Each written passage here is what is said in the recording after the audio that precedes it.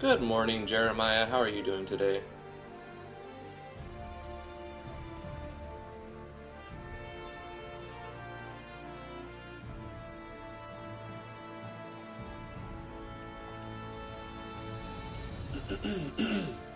How was your weekend?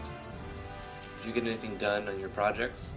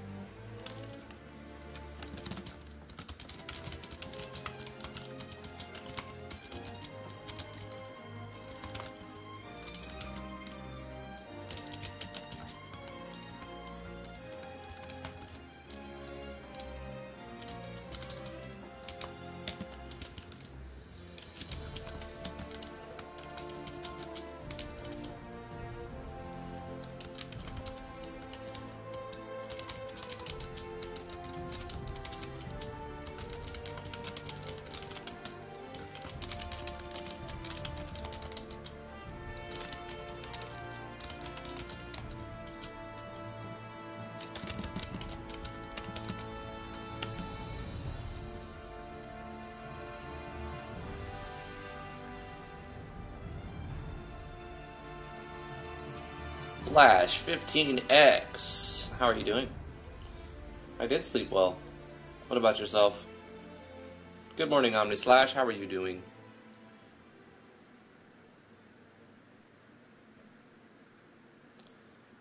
So we did a little bit of a change to the stream. I've set up... I used to run 1080p 60 FPS, but we're mostly looking at things that are not going to require 60 FPS. And also won't require 1080p, but it does cause buffering sometimes. So I've reduced the amount of bits per second I'm uploading, which means the stream will be available on Twitch at 720p now instead of 1080p. So those people who have it up on a second window, it doesn't cause them to lag at all. It's not taking 3800, it's only taking 2500 now bits per second. So I'm streaming 1080p but downscaled to 720, and instead of 60 FPS, we're going 30 FPS. So hopefully this makes it more accessible and we have less people buffering.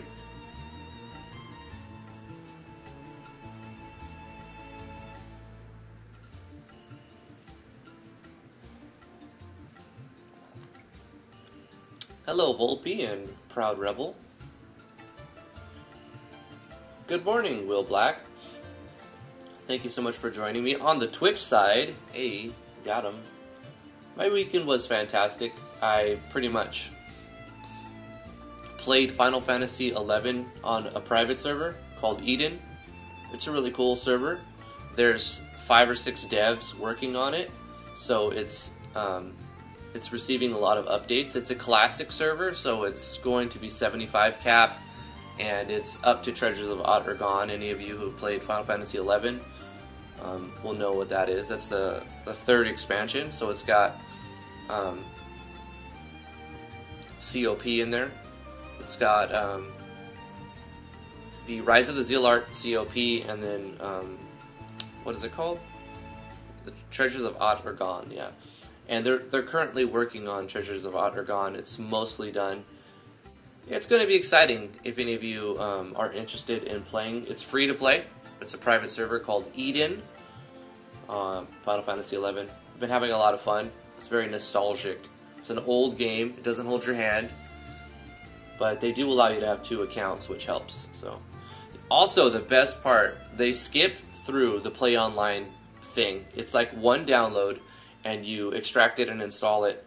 And it's like super quick and super easy compared to all of the other times I've had to go through Play Online to install Final Fantasy XI. It's been a nightmare. They have like a little batch file that just logs in like with a command prompt, but it's all you don't have to open command prompt. It has like a little command prompt built in.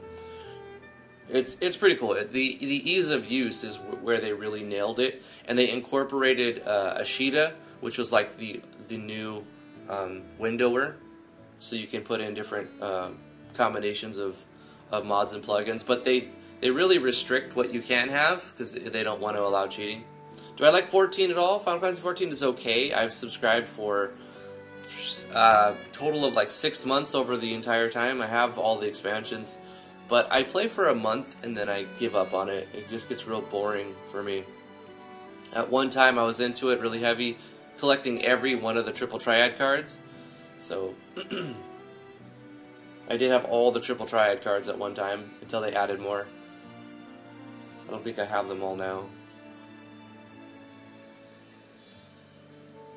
But yeah.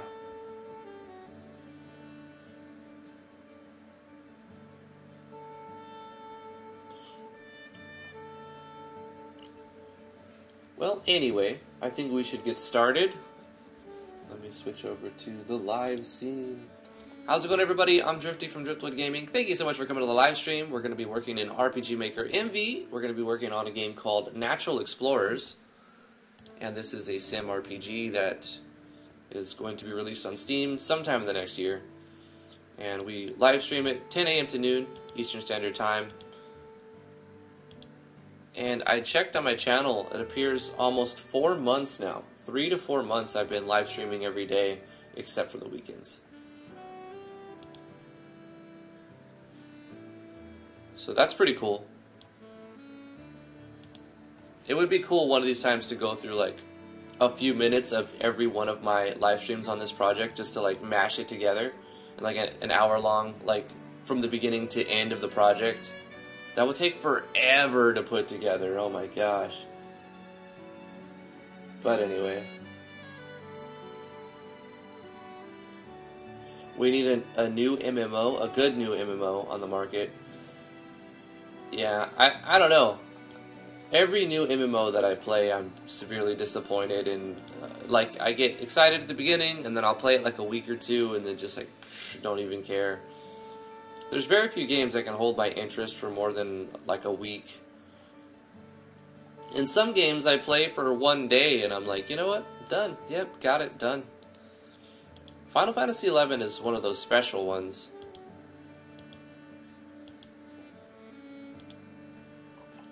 And even though on my retail accounts I have just so many things unlocked and countless thousands of hours played, it's still fun starting new characters on a new server, because everybody else is also new. Eden just came out, so it's there's like a lot of noobs running around, a lot of Volcrum Dunes parties and whatnot. It's been a lot of fun this weekend, and I'll probably continue to play it for a little while anyway, till it, gets boring, I guess.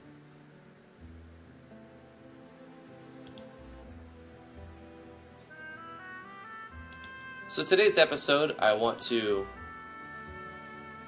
put some NPCs in the port town and maybe do some doodads with the boats here. So I should probably get started here.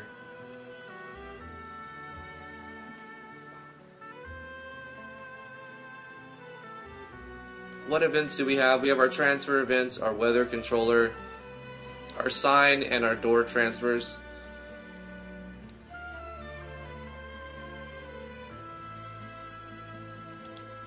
I'm wondering if we should do something that puts an NPC inside or outside, depending.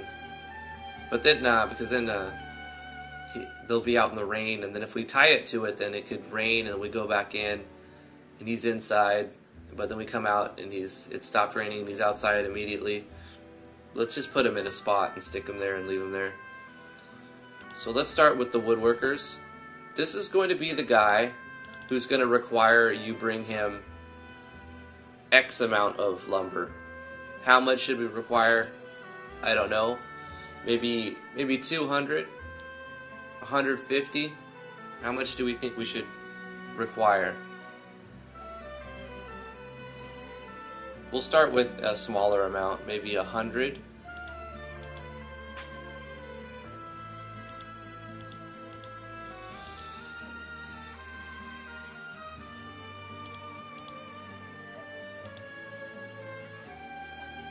Am I using Eric Sanders for another event? I think so, maybe.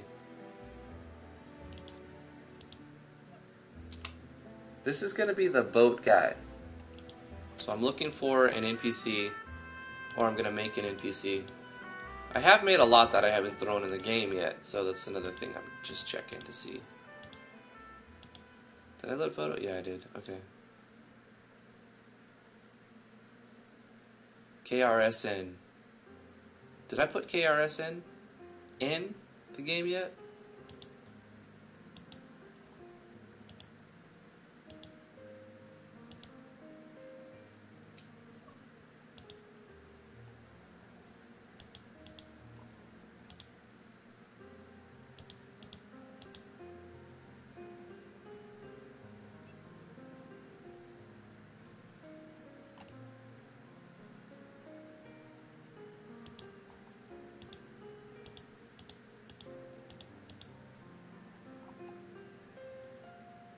Did we put Wasif in?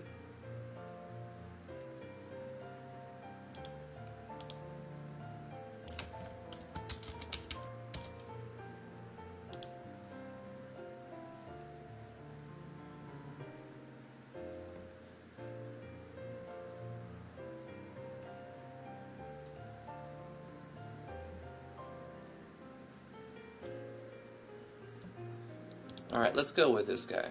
We'll go with Wasif. So we're going to go /pop0 and then /n with the name of Wasif.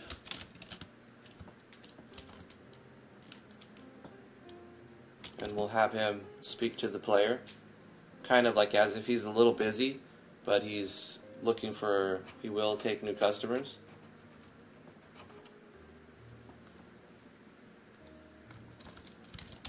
You're looking for a boat, eh? I'm a little short on supplies.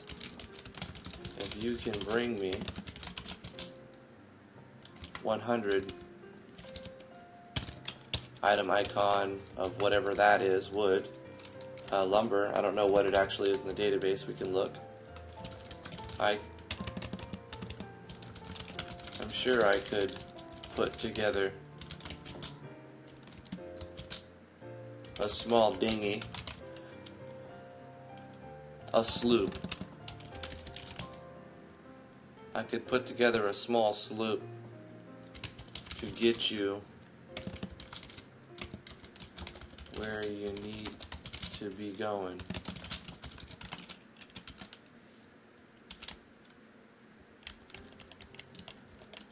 We're gonna have him speak incorrectly because that's just, it's gonna sound more real, or it'll work better. You looking for a boat, eh?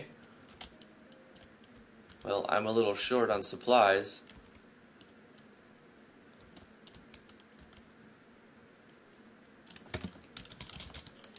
But if you can bring me 100 wood, I'm sure I could put together a small sloop to get you where you need to be going. That sounds fine. And we'll use top.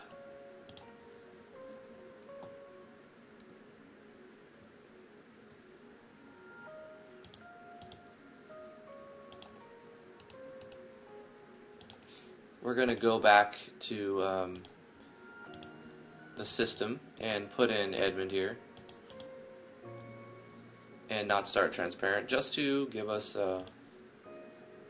We don't want to have to go through the intro. We're not beta testing the whole game. We're just testing an event.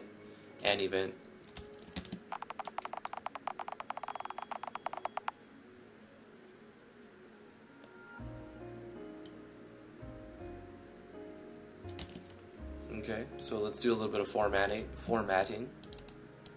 See, all of this is ignored, so I can really add this last line right here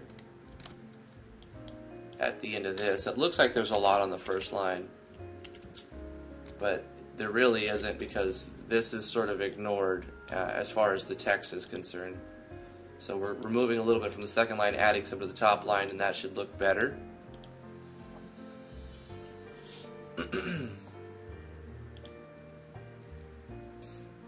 And we need to find the item number for lumber.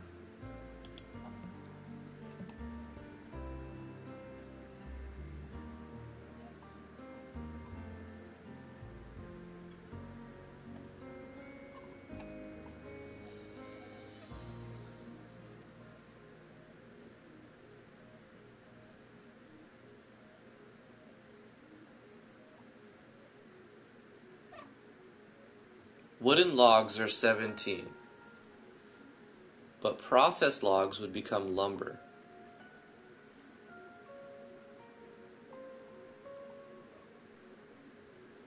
Lumber saw.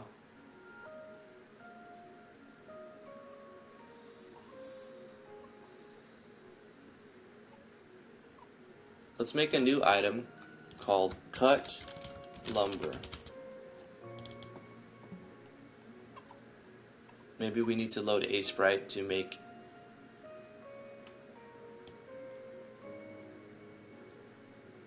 the resource, yeah, the icon. Okay, let's just load up a sprite. I don't have it loaded. Shame on me. Should have had that loaded already. Okay, let's make a new 32 by 32 and select some palette.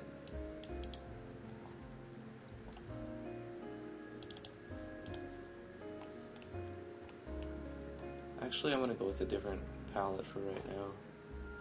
Something with some browns and light browns.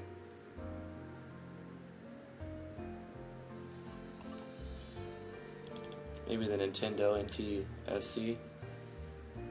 1, 2, 3. Maybe these 3 colors we can use. Alright. Let's go with the line tool, because you would be cut like in a straight line.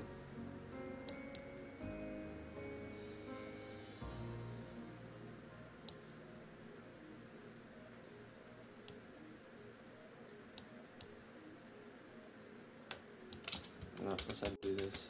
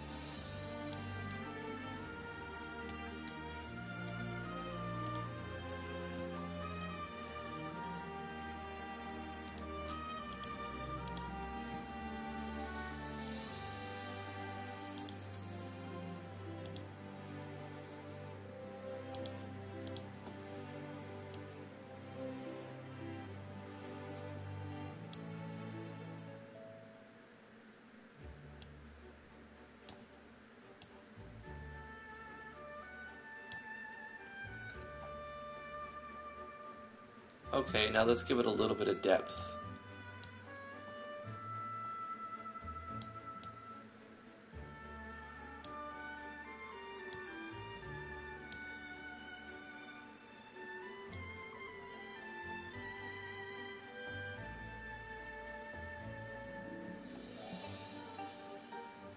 A little weird, but I'm gonna take it.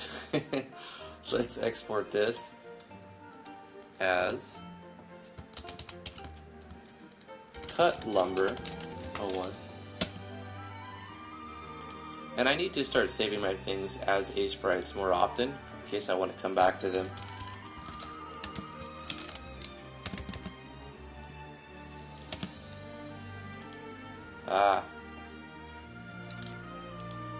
Delete.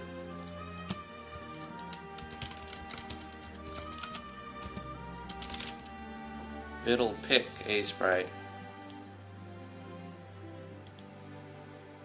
I don't know, did I mess something up? Let me save as.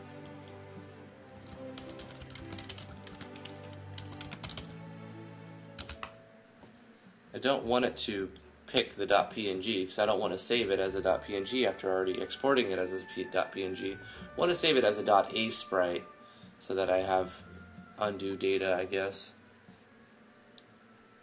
I guess because the file size would be smaller, wouldn't it? That's the best reason. But even as a .png, it's extremely small. It's like 2 KB. Charzanico, how are you doing? We got ourselves an icon here. Let's go into Photoshop. Open up these two things. First of all, we're going to need our A sprite that we're going to incorporate into our sprite sheet. Our icon set. Let's navigate to the game's location.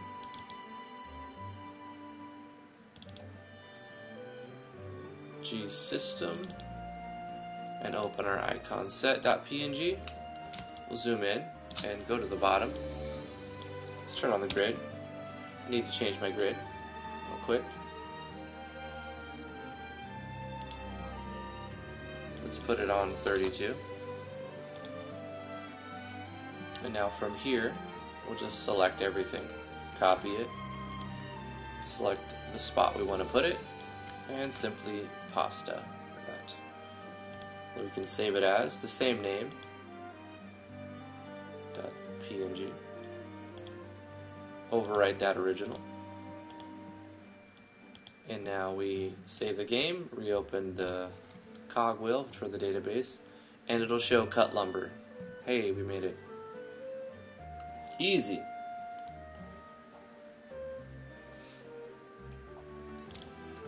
This is the processed form of wooden logs. Actually, let's reference that wooden logs item icon of, what is it, 17?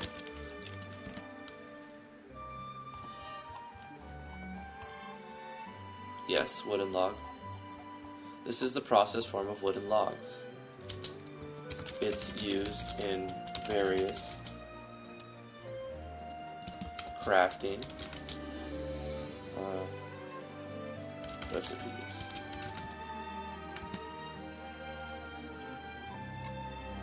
Alright, so a log, I'm going to keep it simple. The log is worth 100. And the cut lumber will be worth twice as much because it's been processed. It had to go through a processing thing. It's not consumable, there's no occasion you would use it, and it doesn't need a scope. It's considered a regular item. It doesn't need an animation or anything. It'll just be a resource that we track in the player's inventory. So now we need a way to generate cut lumber as well. And speaking of that, I need to check the number. That is 78. So he wants specifically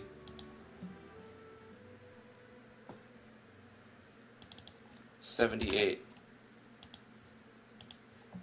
If you bring him the cut lumber, he'll put together a boat for you. He's the woodworker though, right? So he would be the guy you go to process wooden logs into cut lumber. And maybe we have the... He's a woodworker. So he'll have to do a dual purpose, unless we want to put another guy out here who's just like, I'm the boat maker.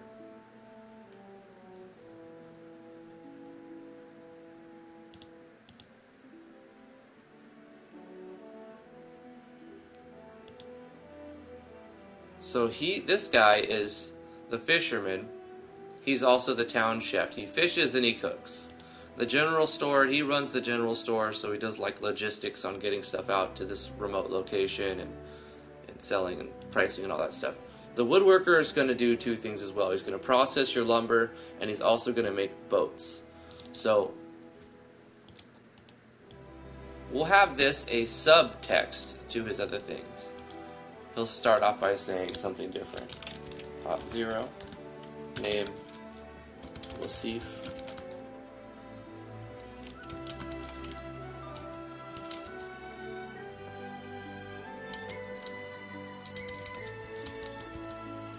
How's it fare? What can Wasif do for you? What can Wasif do for you? Easy. Put that on top. And then we show choices. Process. Lumber. Process, we'll even use the icon. Item icon 7. Process wooden logs. Build us a boat. And then nothing right now will be the default. Actually, the default will be process lumber. Process wooden logs. And then the cancel option will be nothing right now. So you go to him. You want to process lumber, your wooden logs into lumber. And then if we say build a boat, we put that paste in there. We put that spam right there. Looking for a boat, eh? Well, I'm a little short supply. Bring me 100. What did I call it? Cut lumber. I'm sure I could put together a small sloop to get you where you need to be going. And in this case,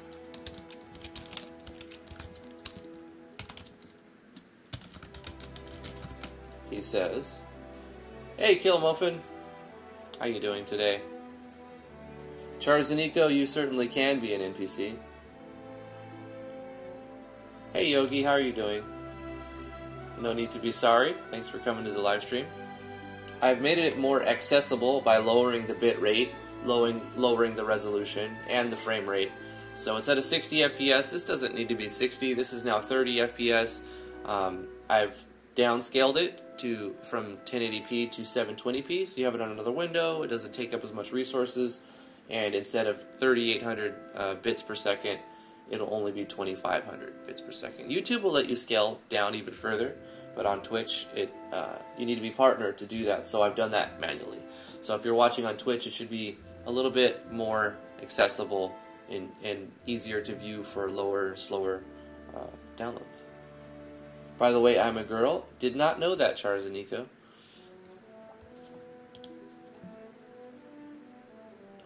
Is 100 cut lumber a lot of wood in reality? Asks Nicholas Patton. I don't know. I mean, I'm thinking I'm just going to make it a 1-for-1. So if you have a wooden log, you can turn that into a cut lumber.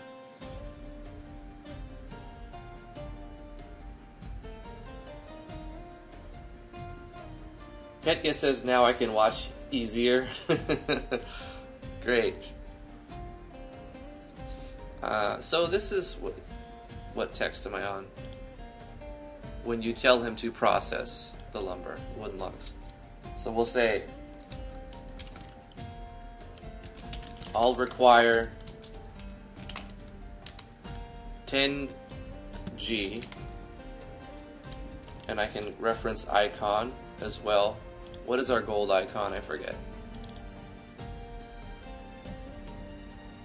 832 for coins. So let's look at that. Put that in there. 832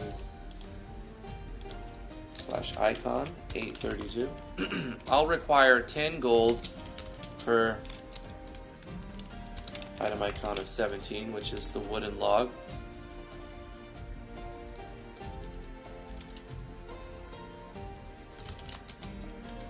You'll get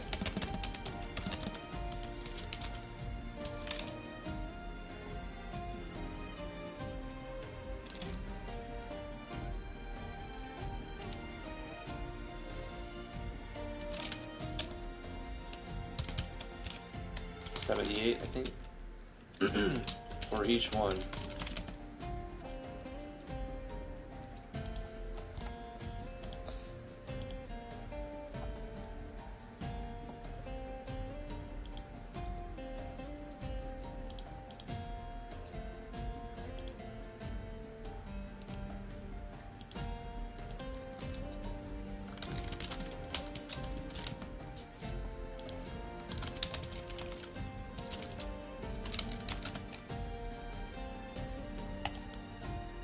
Well, I like throw in a little confirmation. He's like, he'll say, hey, I'm going to charge you 10 gold for every one of them, and I'll get you this for each one of them. If you say sounds good, then we're going to do a series of controlling items into variables and then manipulating those variables and then awarding items based on the variable. So sounds good. We're going to say control a variable. See if the player has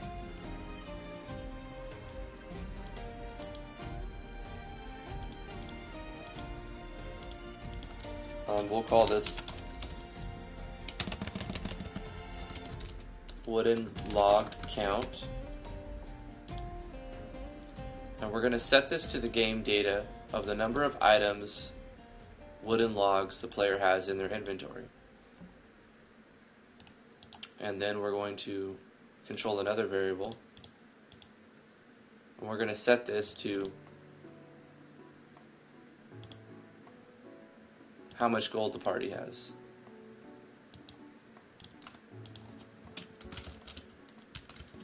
I might have something for current gold already, but I don't want to look for it as I look for it.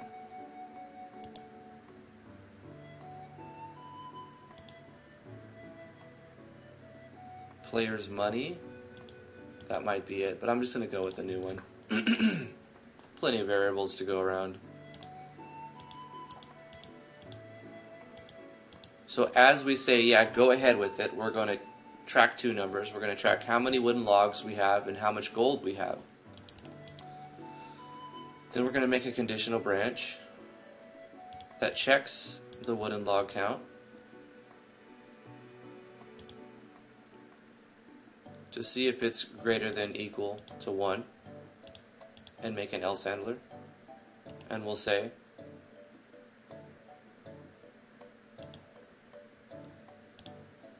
on the else handler we have to show text name /pop 0 name was C. Also, we should be putting the face graphic. I made the face graphics for them.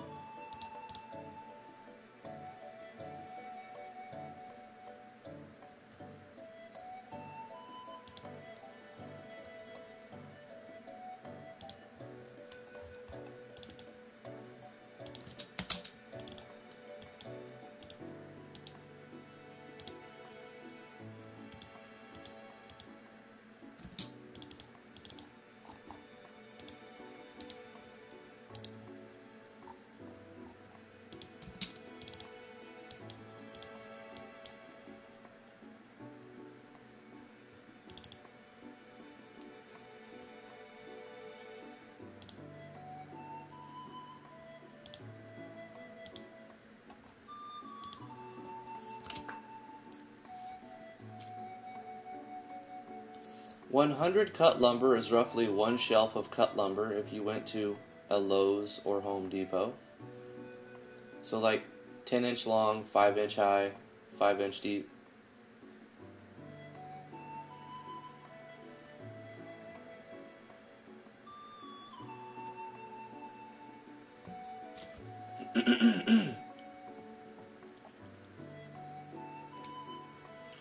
How about 1 log equals 10 cut lumber, or maybe 5? Logs are big, you're right. We should make a different conversion rate. Let's change the price on cut lumber to be less than a wooden log, but allow the process of it to give you multiple. So how about we make a cut lumber be worth 50, the logs are worth 100, and currently balanced so that it works with the fishing rods and whatnot, and saws.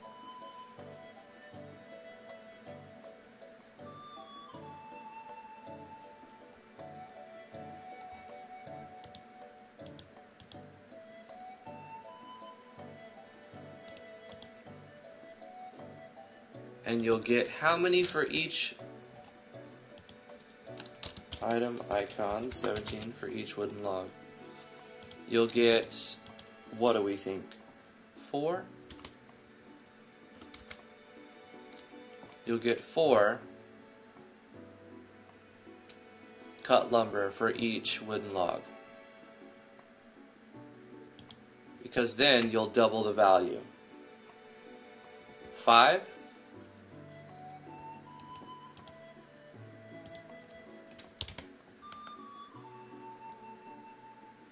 Okay, you're actually paying him a little money to do it. 5 would be easier to think in your head, I'm sure, because we have 5 digits on one hand. So, actually does, deep down, make it easier to think about 5 to 1. Alright, so let me adjust the price a little bit. The cut lumber will be worth 50. So you're taking 1 wooden log, coming to him, you're going to almost 2.5, you're going to 2.4x the value of the item, because the wooden log's worth 100, and here you'll get a return of 240. Of course, you could sell that to make, because it'd be 50%, so you'd only make 120, but your investment is 100, and then you're paying him 10, so your profit margin is only 10. So buying the lumber, processing it, and then selling to the NPC, you would make a little money, but not enough to like make it a thing, you know. So I like that. That's good. Right. So if we make it this way, then we're only asking for 100 processed cut lumber. Then that's only 20 logs. That's a little too easy. Let's require some other things for when we say build a boat. Bring me 200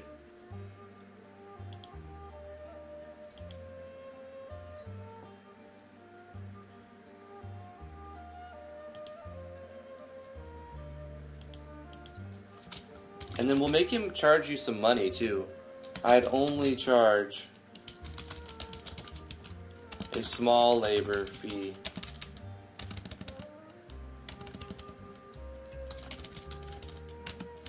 Of /icon 832. How much? 2,000 coins.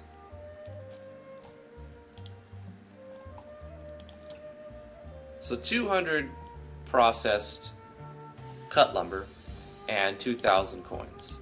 And you'll get yourself a boat.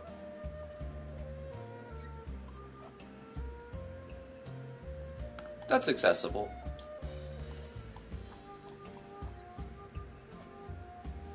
I'll probably change that at some point, right?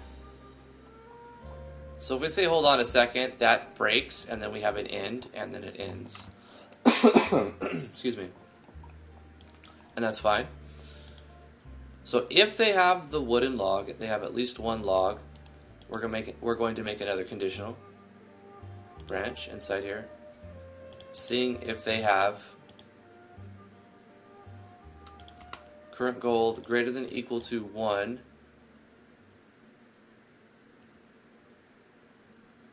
because we're going to have to do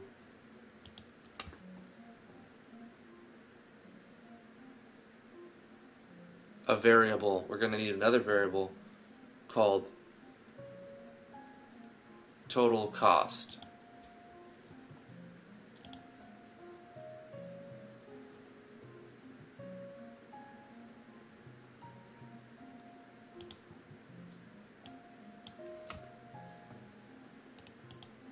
Right.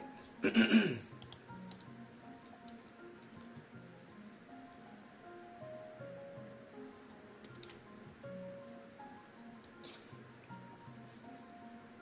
variable will be set. Let's make a variable called total cost, and it will be set to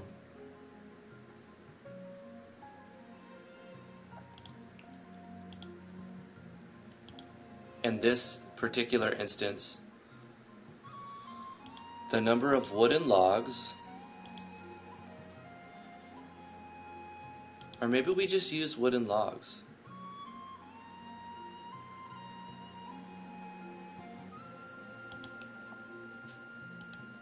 Control the same variable, total cost, and we multiply it by whatever we're charging, 10 coins. So we're setting it to the number of wooden logs the player has.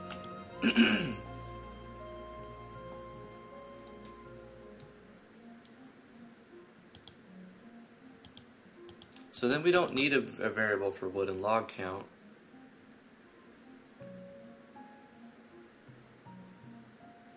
Because I was foreseeing we need it for this calculation.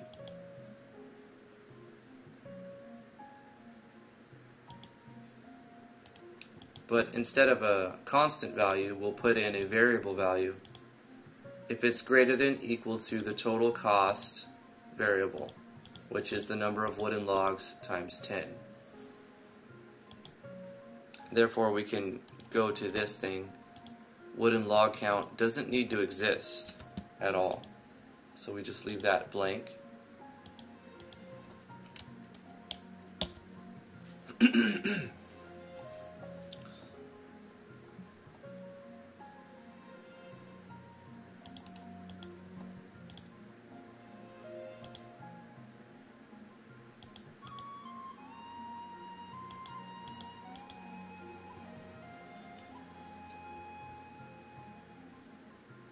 Wait, what am I doing here?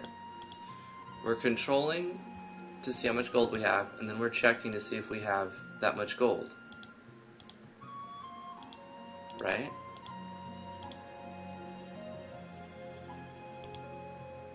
Current gold is greater than total cost.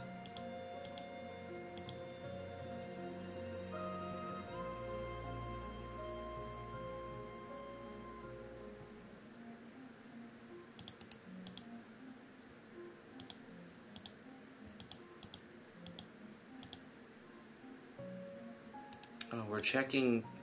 No, we do need this. Wooden log count. And it's set to the item data. Confusing myself here. So we're controlling a variable for wooden log count, setting it to the number of wooden logs that we have. Then we control that variable to see if we have more than one, if we have at least one.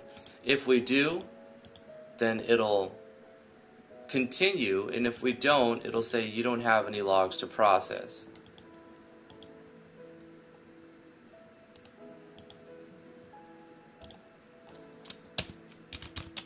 Okay.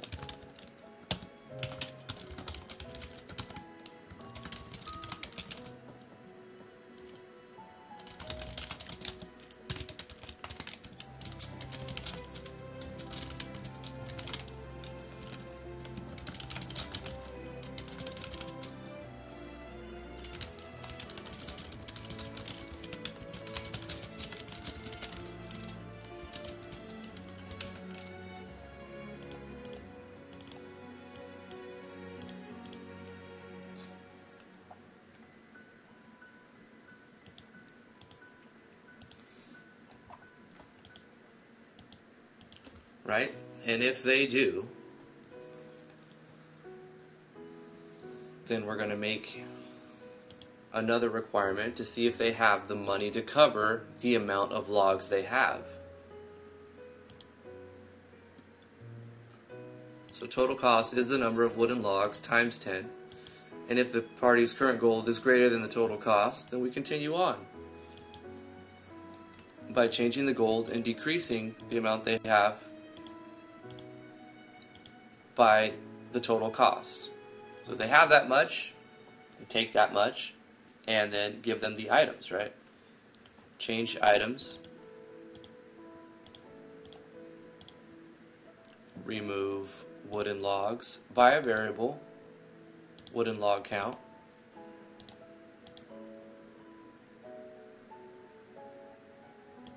And then we're going to change items. Take the last one we made, the cut lumber, and increase it by a variable amount, by another variable.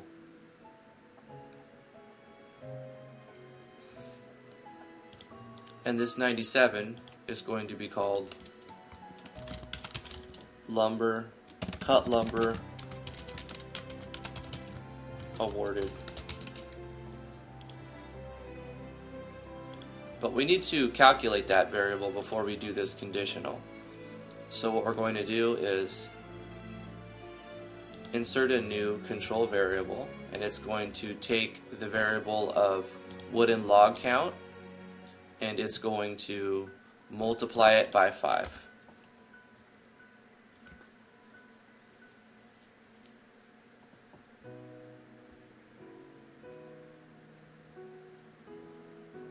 No, we're going to take cut lumber awarded, multiply it by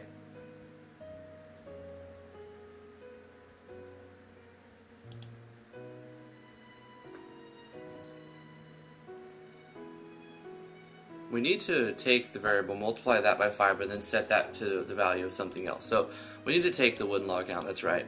Multiply it by 5. Nope, this has to happen after it's already been checked. It's important, otherwise it'll try to take away too many.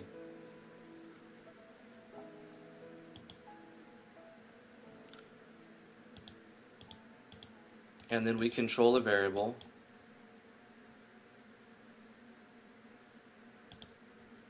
No.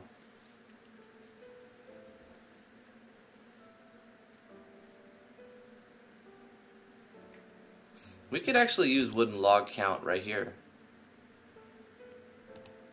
Cut this, paste this here.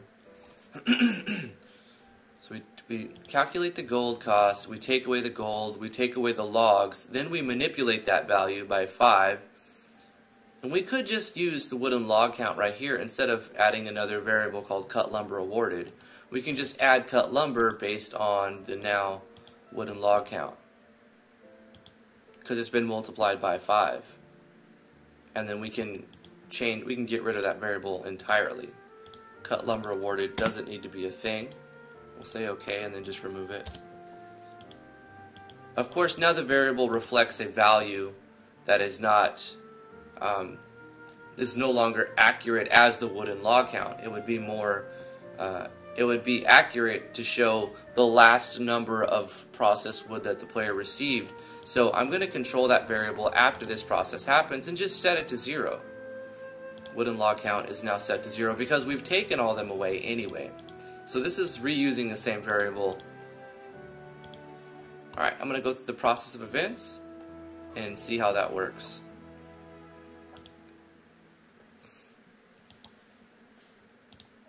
We tell them to process our lumber. And we tell them, that sounds good. It's going to check the number of logs we have. If we have more than one, it'll continue. Otherwise, it'll say you don't have any. If we have one, it's going to store the number of them inside a variable called total cost and multiply that by 10. Then it's going to check to see if we have more gold than that total cost, or equal to, greater than equal to. If we do, it'll continue. and subtract from the player's gold that total cost, and then change your items to wooden logs by removing the full amount of wooden logs, because we just stored that into a variable. Then we're going to reuse that variable, multiply it by 5, and add lumber. Richard Thomason just subscribed. Thank you so much, Richard, for the subscription. Appreciate that. I think this will work fine now. So we're reusing that variable and changing the player's cut lumber by that variable times 5. And then, since we've removed all of that wooden log, we should definitely set it to 0 to reflect that the player has no more wooden logs. I think that works perfectly fine. We do need to test it. Let's give the player some stuff. Let's make a little quick chest here. We'll delete this treasure chest. We're going to give the player 1,000 gold, but we're also going to give the player some wooden logs as well. Let's say 50 logs. Wait, that wouldn't work, would it? 500, yeah, it would.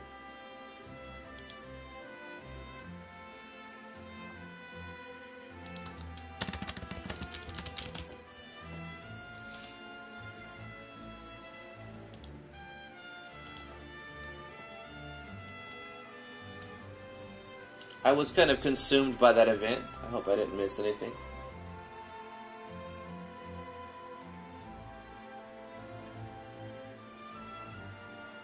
Lockwork, how you doing? I'm adding some events to the port town. So we've got 50 wooden logs and 1,000 coins. We talked to him. How's it fair? What can Wasif do for you? Oh, let's fix that. Oh my god. Do for ya.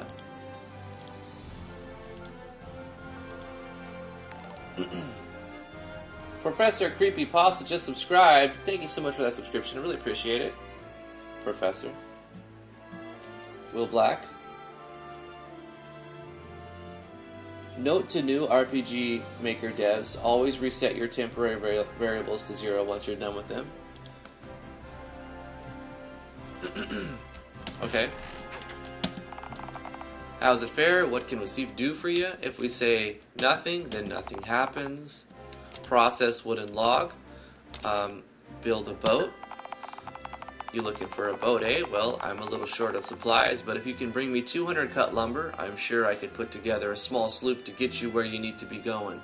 I'd only charge a small... Okay, so we need to change the text here. I'd only charge a... and then put small fee on the new line.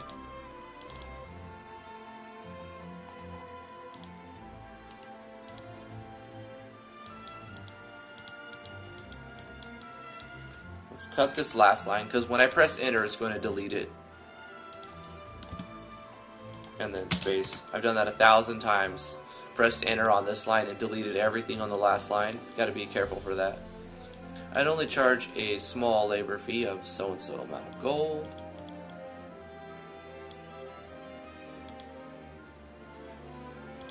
Okay.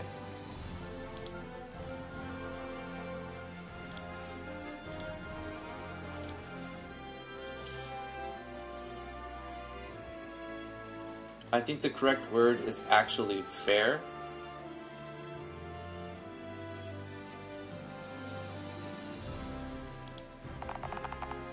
How's it fair? You're right.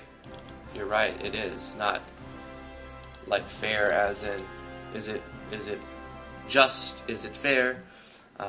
Fair, F-A-R-E, is a different, like how's it going? You're right. Thank you, Vincent, for the spell check. How's it fair? What can Wasif do for you? Process wooden logs. I'll require 10 coins per wooden log, and you'll get 5 cut lumber for each one wooden log. I can get rid of the word one, right? That's a little redundant. I'll just minimize this and get rid of this. For each wooden log.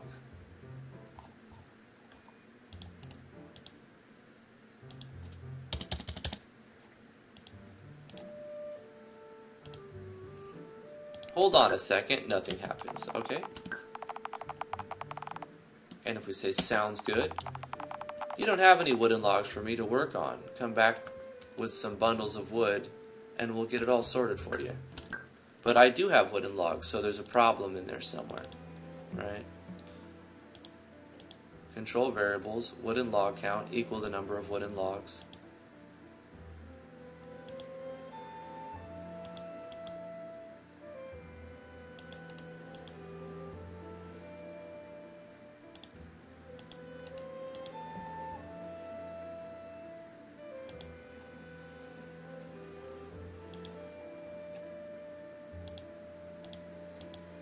Oh, wait, hold on, wait. I've got some problem here. This needs to be here. And this needs to be here. Because we do have the wooden logs, and it went to that next thing.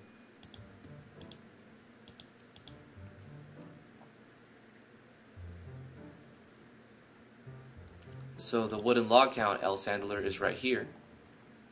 And then this is the one that it read. So there was a problem here.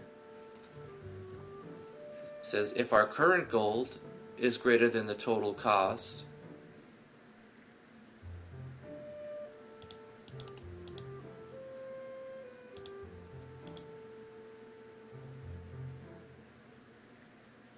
see, we have to use variables if we want to do it that way, because you can't check the player if the player has a variable amount of gold in here, which there should be. So are we setting the player's current gold? I don't think we are. We need to control variables here. I think we did, and I deleted it. Control variable, and we'll take current gold and set it to the game data, the player's gold.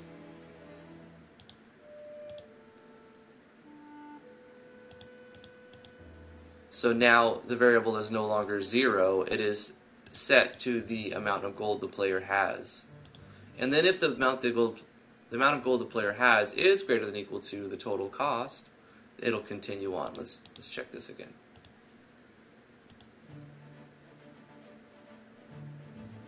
I have a question for the event you're working on right now. Did you do a tutorial related to it? I don't think so. But I've done a lot of tutorials like this, where it's just manipulating variables and conditional branches.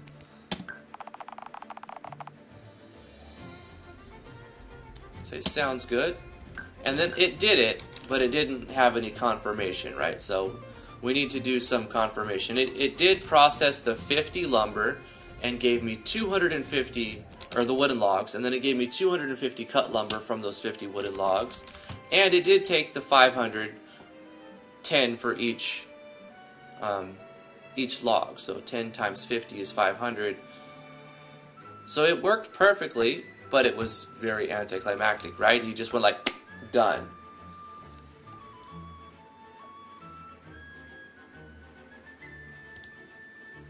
So we know the process works. We need to test it if we have no wooden logs, and we need to test it if we don't have enough gold. So we need to separate this. So I'm going to copy this chest, paste it here, and remove the wooden logs from the first one, and remove the gold from the second one. So we're going to test this a couple of times. We're going to test it when we have the logs but not the money. Or this is the money and not the logs. It's going to require 10 per log, sounds good. You don't have any logs. Come back with bundles and we'll get that sorted for you. Okay, let's F5 that. Let's test it when we have wooden logs but not enough money, or any money. I'll require 10 per thing. And he just looks at you, because we didn't give him dialogue. So we need to have him say, ye appear to be a tad short on icon 832/G.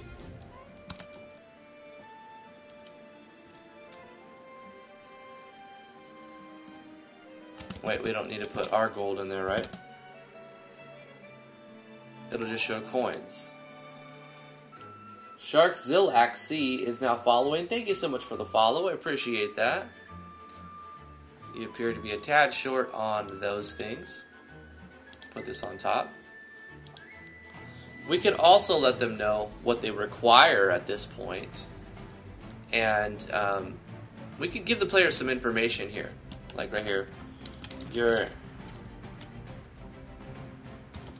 asking. Ye appear. You're asking. I should be consistent. What is he, a pirate? He be asking for Wasif. He's only gonna be a little all over the place until I get him, I don't know, homogenized, consistent. Ye be asking for Wasif to cut, and then we put in the variable number that we're going to, how many logs?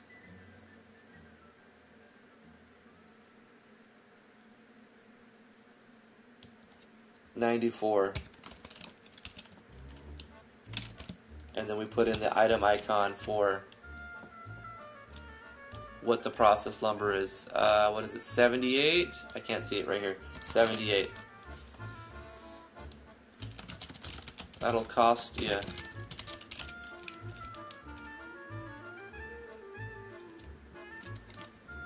We can put that on a new line.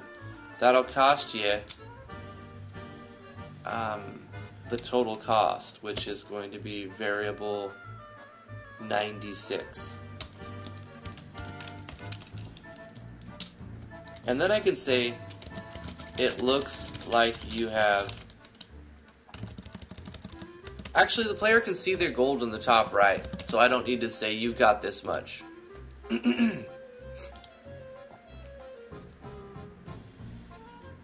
Let's make sure this is right, though.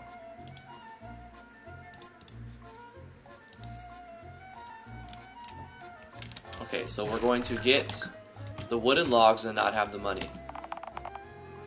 Process. Gonna cost this much? Sounds good. You appear to be a tad short on coin. You'd be asking for Wasif to cut 50 cut lumber. That's... that'll cost you 500. So I can say 50 wooden logs. That'll cost you 500 G or C. Okay, hold on. I know how to fix this. At the end of here, we're going to put a /G to reference the symbol that we put in the system. Let me see. I missed that one. I could switch scenes and load it though.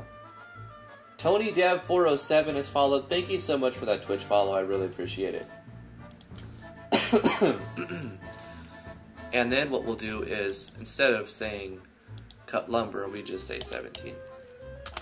Say, you want me to cut this many wooden logs, and that'll cost you this much, and then we put in our icon for our gold, and then we put in our /G to call the symbol that we use, which is a C for a certain kind of coin. Make sure that all of these are on window top, and they are. Am I putting in a face graphic for here though? Yes.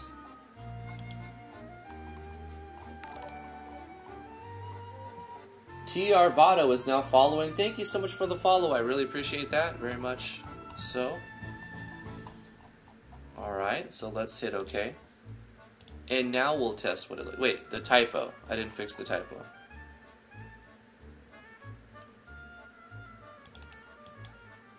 That'll cost you. Instead of that's cost you.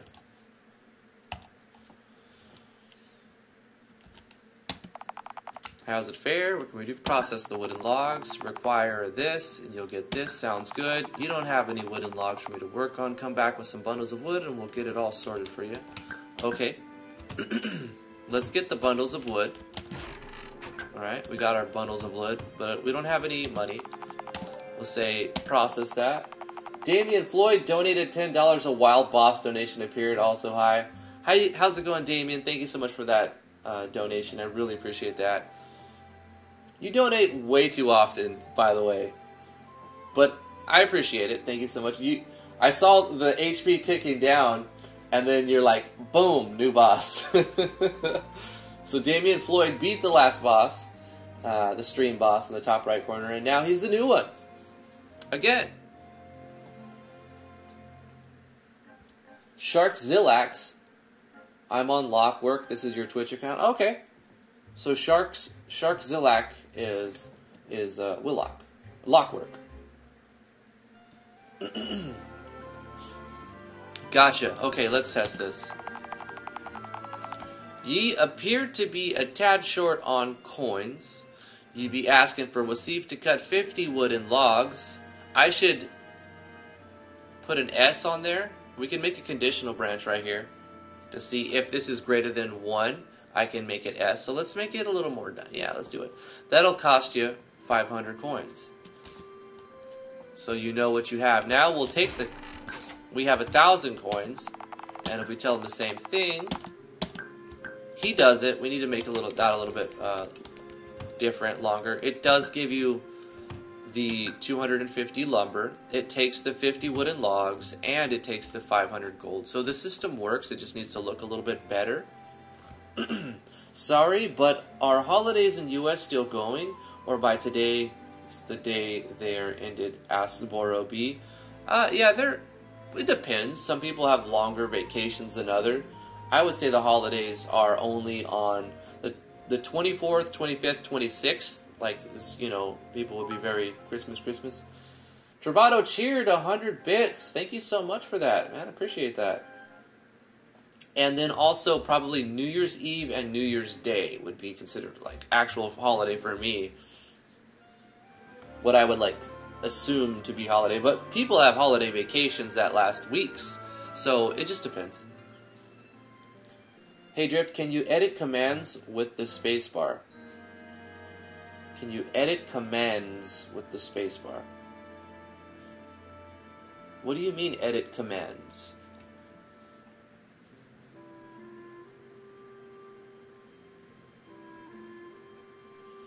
Damian says, you know I always do that every time you stream, though. Pretty much, yeah. I feel blessed, Damian. Thank you so much for being in my life, dude.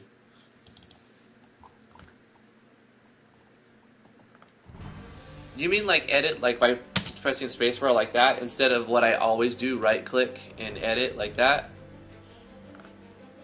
When I'm in a hurry, I'll do it like that. I'll edit with spacebar. Hey, baby.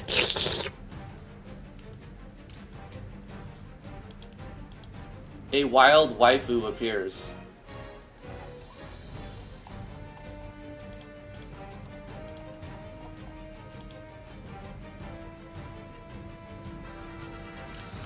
Alright, where were we? We need to add like some sort of let me do an emote here. Driftwood G. Oh la la.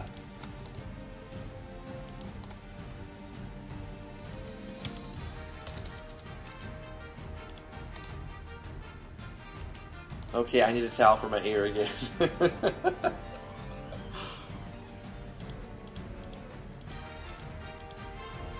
He needs some sort of like move event or something. Oh, I was going to make a difference. So when we are asking to cut more than one log, he should add an S. So this is very easy to do. Inside of this, we can do another conditional branch that checks to see if I think our wooden log count at this point.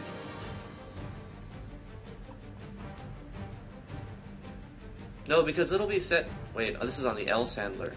Yeah, so this would not have happened yet. Wooden log count will still be set to the number of wooden logs because this is an else handler for here. So if the wooden log count is greater than, specifically just greater than 1,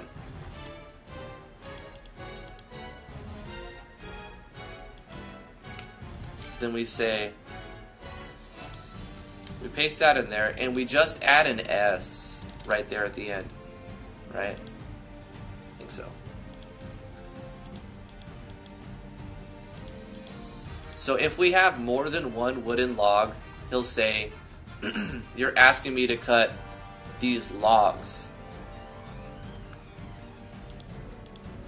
Otherwise, it'll just say, you're asking me to cut wooden log, that'll cost you 10. Small little nested conditional. That doesn't necessarily need to be there, but it'll make it look cooler. I doubt anyone will ever notice that. It's all the small things though. It's all the little tiny details that you put into your project that make it what it is.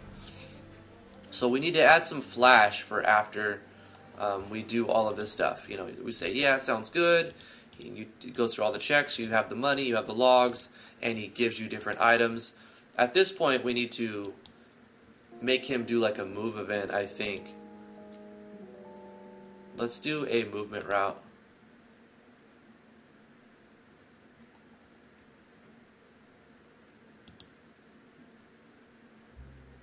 Set a movement route for this event.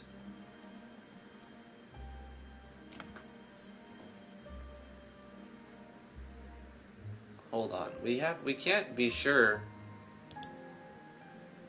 of where the player is going to talk to this character from.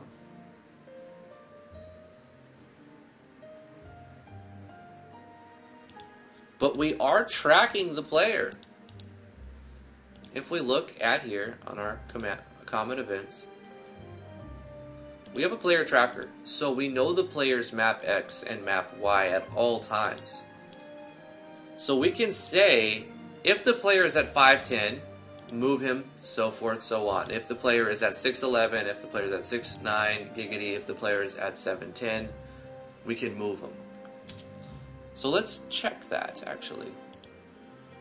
Inside this event, what's the first one? We're going to see if the player is at 5'10". Move down, right, right, right. Face left.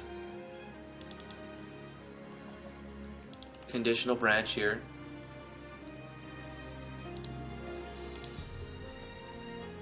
If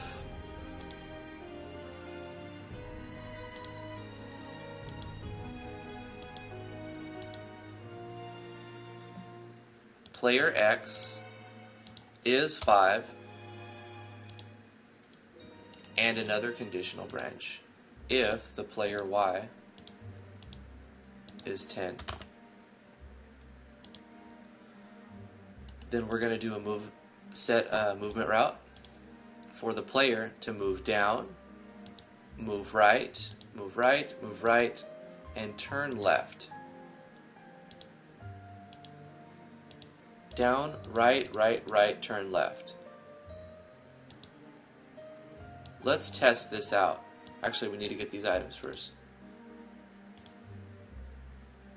Oh, but then we actually, what's going to happen as well? Because we want to move the player so that we can do a movement route on this event. We're going to have him move down, play an animation, I think.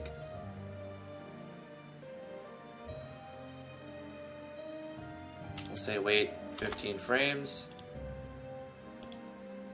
He's going to move down, wait 15 frames.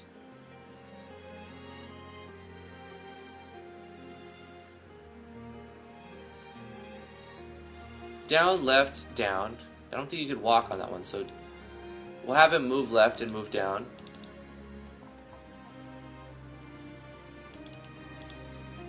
Move left, move down, wait 15 frames, play an animation.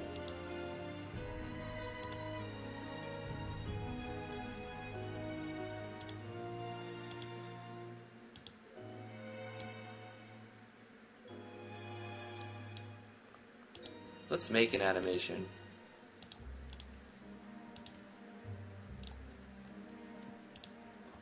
Let's take something.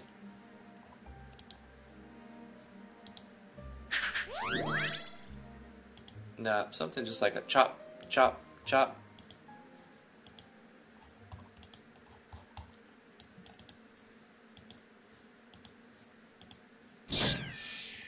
We'll take this, but we need to change it up.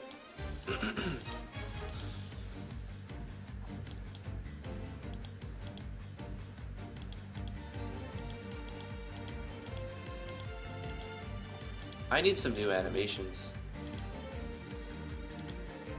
Hadesen was supposed to let me have his new collection, but he never really responded. Like, he said, yeah, okay, you can promote my thing and I'll let you use my stuff. Let me know if that works for you.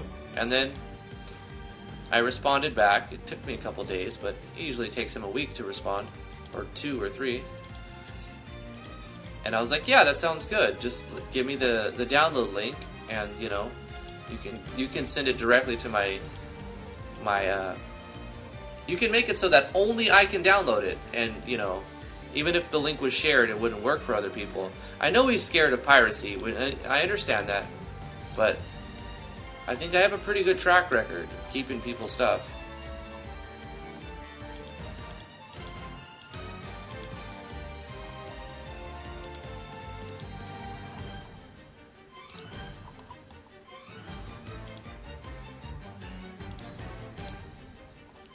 So I technically have permission to use his newer stuff, but I don't have them, his new animations. Which is a shame, because they're really good. Let's go with this wooden one. Or let's go with this wind one for chopping wood.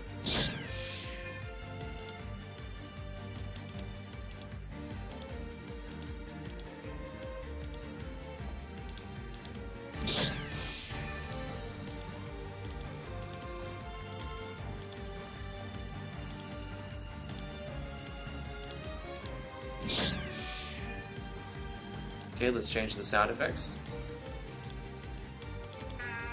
Nope.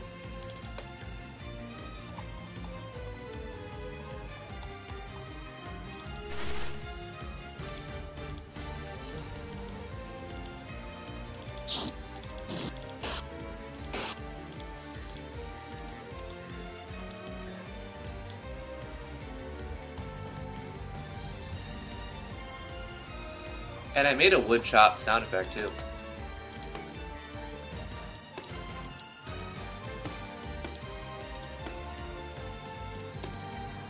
And I made it by getting like a cardboard cup holder and then like a comb or a brush, and I went pop, I think. Or maybe I went like... Yeah, it was a cardboard thing in Audacity. Devin Scott! Oh, what's up, dude? Does your mouse have programmable keys? It does. I have a... Oh gosh, can I bring it up here?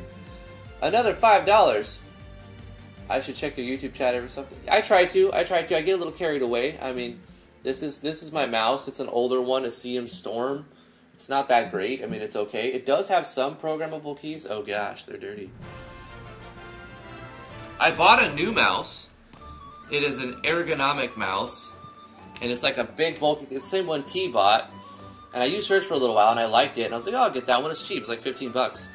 And I used it like for one day, and then like my wrist started hurting. And I'm like, this is supposed to make my wrist not hurt. Is it because I'm so used to doing this instead of this? I don't know. But anyway, I let somebody else use it. It does have the programmable keys on the side. Which pack?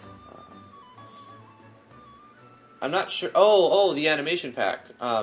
He's given me permission to use all of them. The new 3 ones. See, he's got one really old one and then the 2 new ones, right? And I have the old one, which is like available for like, you know, you can get it for free. But his new ones are the ones he's selling.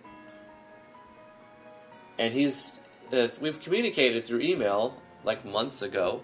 And he's like, yeah, I'll let you use them. Just let me know. And I'm like, yeah, give me the download and I can get them. And then I can advertise them constantly. And I still advertise them for him, you know, but it'd be better if I could actually show them off.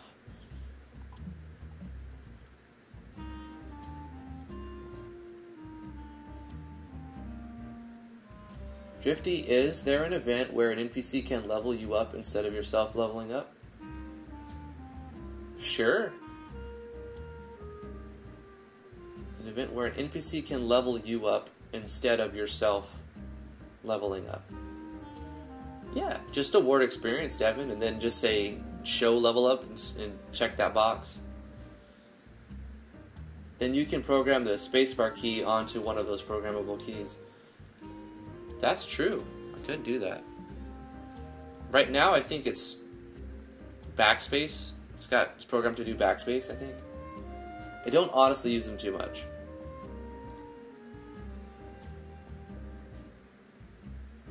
Flash 50 Nick says, I have a feeling I won't finish the future diary by the end of this stream.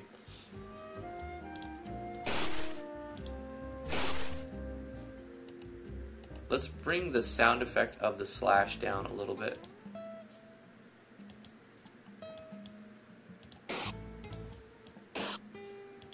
And the pitch up. And the wind sound effect. That's fine.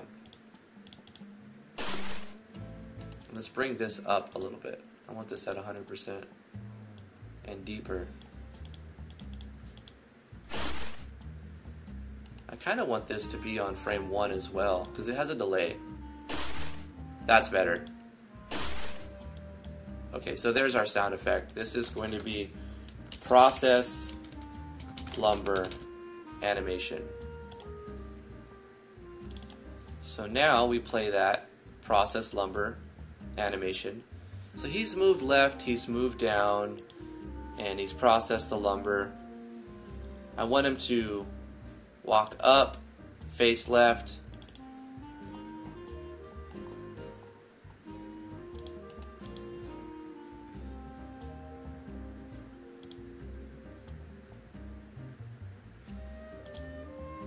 turn left, wait 15 frames, and then I guess just play a sound effect. Play a quick little like ruffle.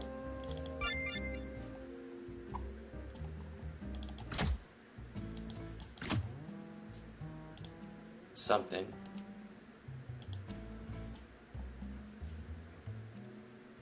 And then he'll do another movement. So he's right here, play the sound effect. He's going to go right, go right, go right. No, go right twice, down, and then right again. This is all arbitrary.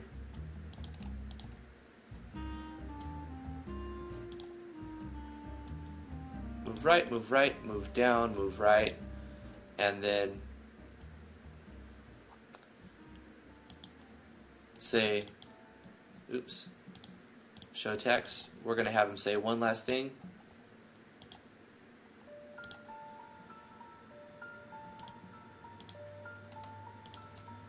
Pop 0 / name Wasif. There you go. That ought to do it. Ought to be all of them. That ought to be all.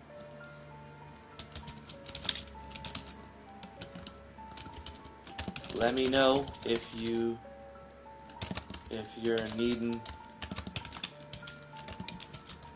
Wasif to cut some more.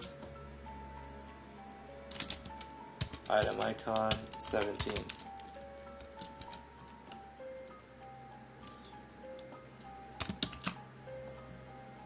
Put this on top.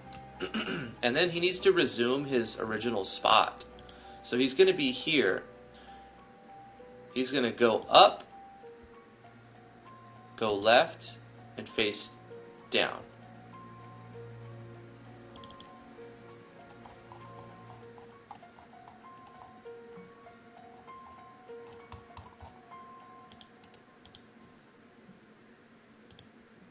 There's a lot that could go wrong with this many move events. You sort of need to lock the player, which it'll be running, so it should lock the player. So this is on this event. Move up, move left, face, turn down.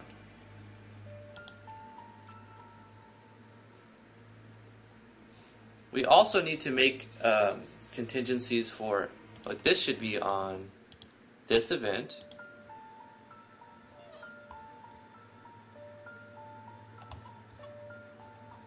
This should also be on this event. All of this is the same event moving. The only thing is if the player is in this spot, move them. So we're going to do another thing right here. We check to see if they're here. But if they're right here, they could still be in the way. And if they're right here, they could still be in the way. And if they're right here, they could still... I want them to be standing right here. So when they're here, they go down, right, right, right, turn left. Right, so we're going to get the player in the same spot, no matter what position they talk to the guy in. So we'll check here, 6, 11.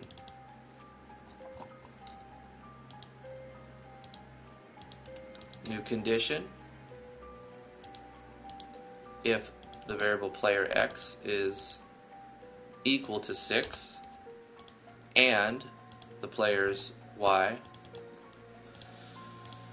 is equal to 11, then we'll do a movement route on the player this time where they go right, right, and turn left.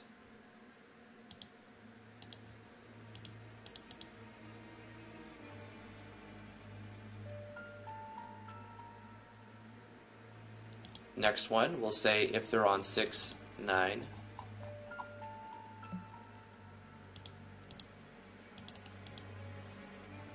Conditional branch, if the player's x is equal to 6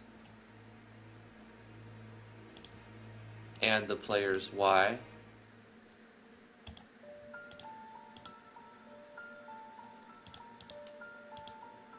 equal to 11. This is a creepy soundtrack. We're listening to Octopath Traveler OST.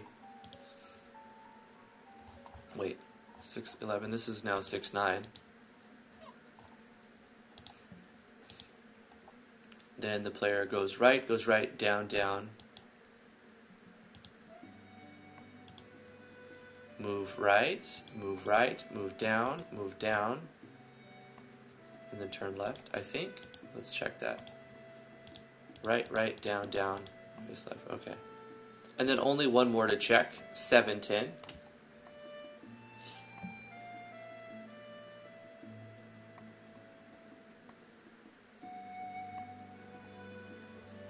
Galv has a manual level up plugin, says Jeremiah Black. I still want the player to get the experience, but cap it out, telling the player to go see a guildsmith to help apply the experience. Oh, I know what you're saying now. Like, the player gets the experience, but in order to get their level up, they have to go to an NPC to, like, get the level up. So, I don't know, that's kind of, that's a little challenging, because you'll have to, because the experience is awarded automatically through battles. So I don't know exactly how to deal with that. You've seen it in action before, Driftwood Game? I probably have. I would probably make it so that experience is awarded manually and it's stored in a variable. And then that variable is like you keep adding to it. And then when you go to the NPC, you change experience based on how much, what that variable, you use that variable. And then they'll be leveled up right there with the NPC. But as far as how it's done in battle, like, because after battle, you just get the experience and you'll probably level up right then and there. A plugin would handle it a lot better than trying to event it for that. Okay, was I doing the last one? Did I test it all yet? We've got the player if they're on 5'10", 6'11", 6'9".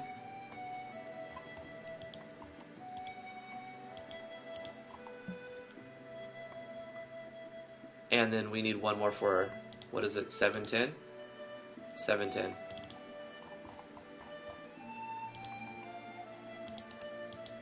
Conditional branch. If the player X is equal to 7 and the player Y is equal to 10, then movement route.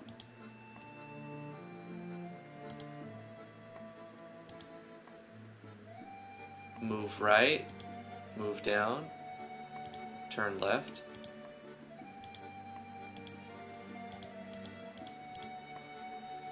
Okay, now we need to test this. We got this little event turned into like lots of stuff, really.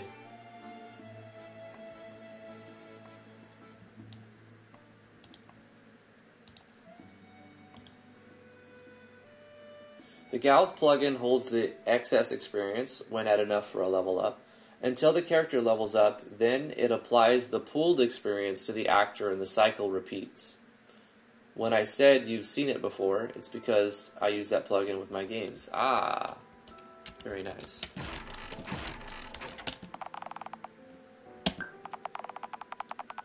So we say, sound good.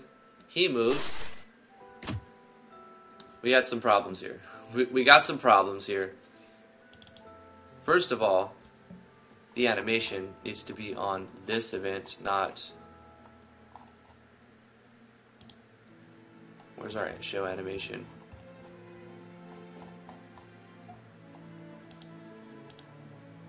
It needs to be on this event, not the player. And we're not currently tracking the player because that happens when we start the game and we initialize all the variables. So I'm going to do what I've done several times here and just turn on the player tracker switch as an auto run. Control switches. Player tracker. It needs to be turned on, and it is being turned on like when we start the game and name the character and go through the opening cutscene. But we're not going to do all that. So this is temp player tracker delete me. And we'll just set this to auto run, and then we'll do a control self switch A on, new event page, control self switch A, and then action button. So this happens once right here. We'll delete that event. We're just using it to track the player right now. Once that switch turns on, the parallel process goes, and then like it's always checking.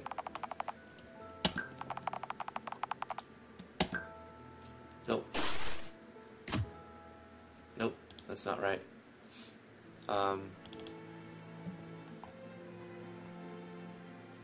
That's checking 710.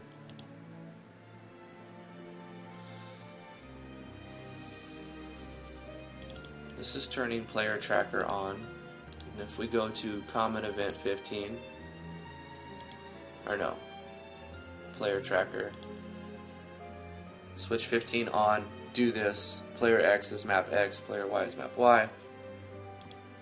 Right, so for some reason,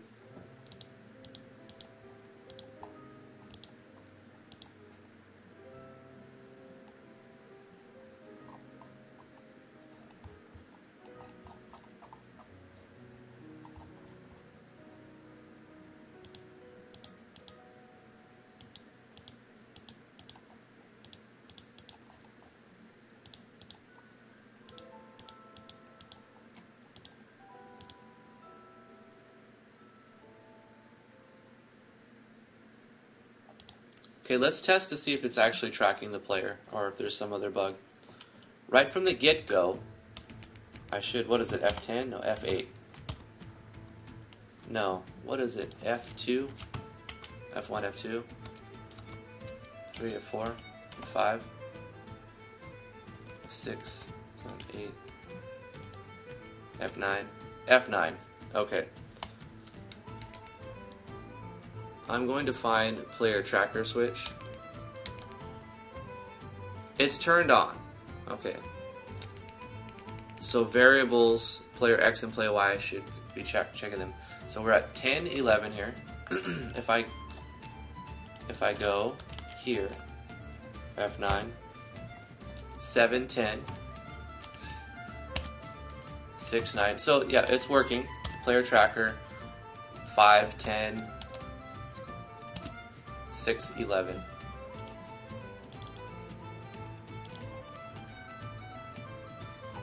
Five, 10, 6, 11, 6, 9, 7, 10. These are all being tracked.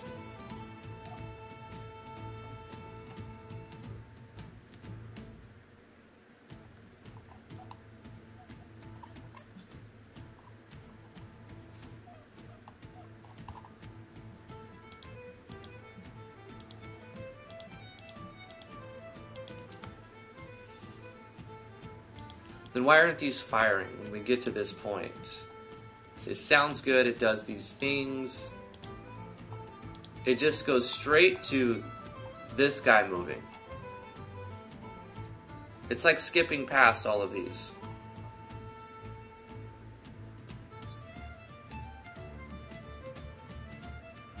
Why it's skipping past all of these, I don't know. Because the tracker's on. It's actually tracking the X and the Y. These are... It would meet these conditions. So the player should be moving before this event even moves at all.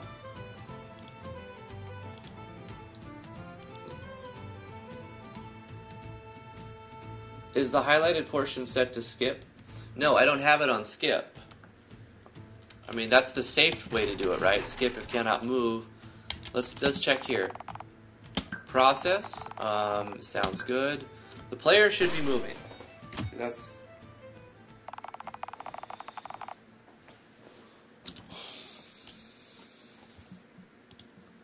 So I have a movement error in here as well.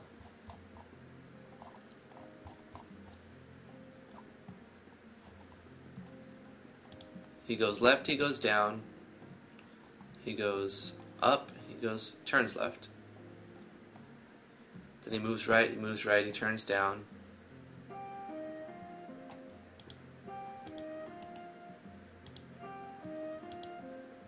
Move down. That's where it got messed up. But why is it skipping these?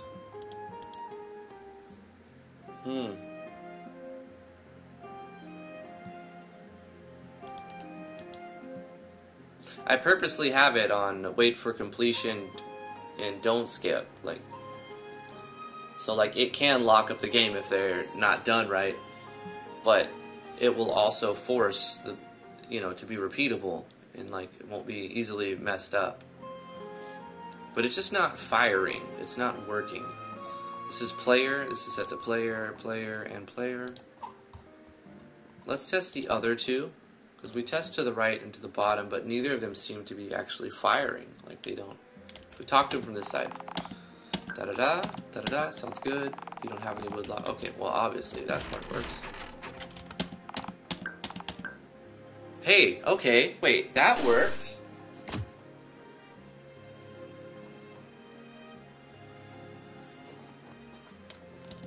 And then we have a lockup because it's a movement route error after the animation played.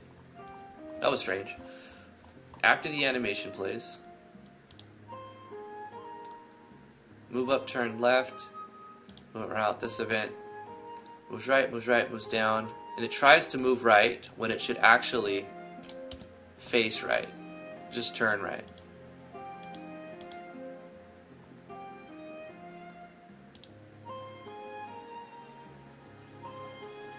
So strange. Why did it work from one side but not the other? And the same thing is actually happening. Okay, we'll check here. Oh wait, who's gonna tell us we don't have the stuff? Okay. Player moves. He does his thing, goes there. There you go, that'll be all of them. Let me know if you're needing Wasif to cut some more wooden log. We'll say, and then it repeats. And he did his whole thing. Nice. Okay. One more little thing. Instead of log, we'll just say some more wooden logs, plural. Got him. Okay, somewhere along the line. Okay, is this 510? This is 510. Okay, so it's checking this.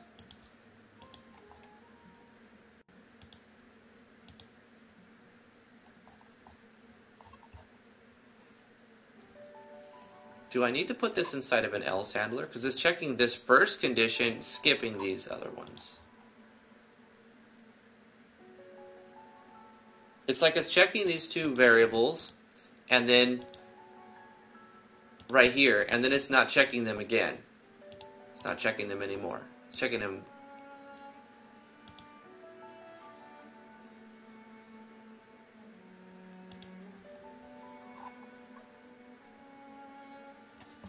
Check my DMs in Discord. Okay.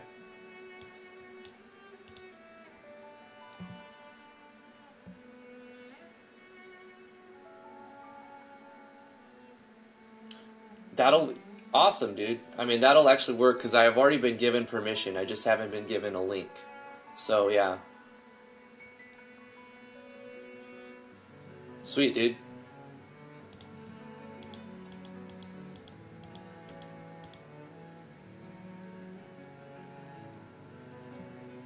Hell yeah.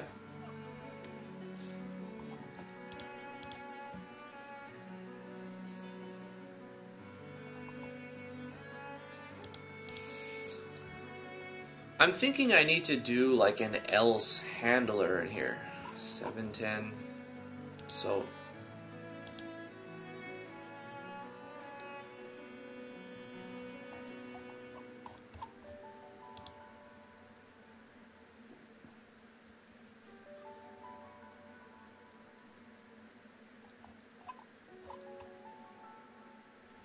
and it's hard because I'm checking 2 conditions for each one.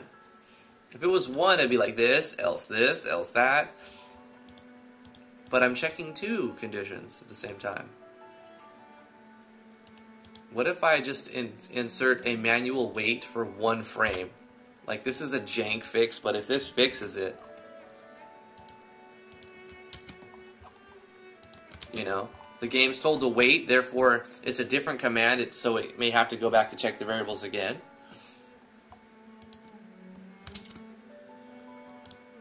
A 1 frame wait could break up the commands, maybe forcing them to check those variables again. I don't know. Curious though. If it works, it works. No, it didn't work. It didn't move me. So the game's locked up right there. It only works on the first spot. Strange. So strange, because the numbers are right. 6, 9, 6, 11, 7, 10. It works on 5, 10. For example, if I were to take like this 6, 11, I can get rid of the weights because that didn't work. So let's get it less cluttered. For example, I can tell it's reading the first one. If I take the second one, cut it, and put it above this first one, then it'll only work from right here on 6, 11. Underneath. I'm assuming anyway. This will confirm what I'm thinking. So this, from the bottom, it'll work now. Yep. But it won't work from the other 3.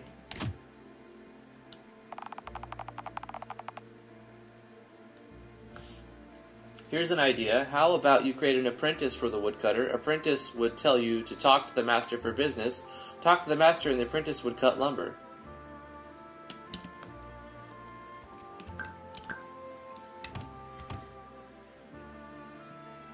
We could do that. I'm not opposed to doing that, but I'm not giving up on this idea yet. I think I want to be able to check where the player's at, just to know for other events in the future, this is how you do it, because the engine won't work right if you check the same variables connecting without else handlers. Now it's more of like a personal challenge, like, why is this not working, and how do I make it work? Instead of like, well, I don't need to make this work because I could just do this other NPC to... But that's a great idea, Ahmed. Might end up doing that, but I'm not ready to give up on this idea yet.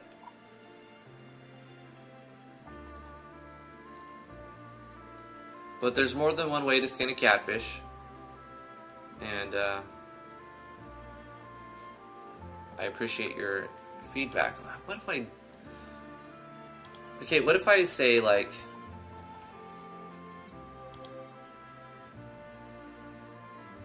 If this is 6 and 11, else... If it's 10... That would work for 2 of them. And then it would work... But then I wouldn't have the first one. How to... force the player to talk to the woodcutter from below? No. I don't want to force the player to talk to them from... I want the player to be able to talk to him from any direction And whatever direction he talks to him from, he'll be moved upon a certain point. And it should be very simple. You know what I could do? Put it on separate events. Separate events. I take this out. Yeah, let's go like this.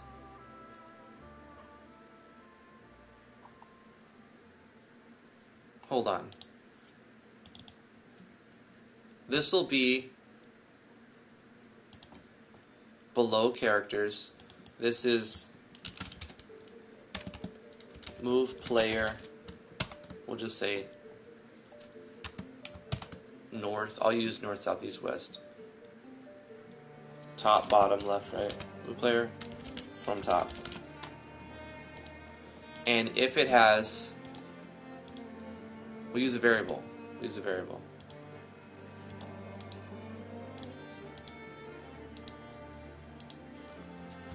Move player from.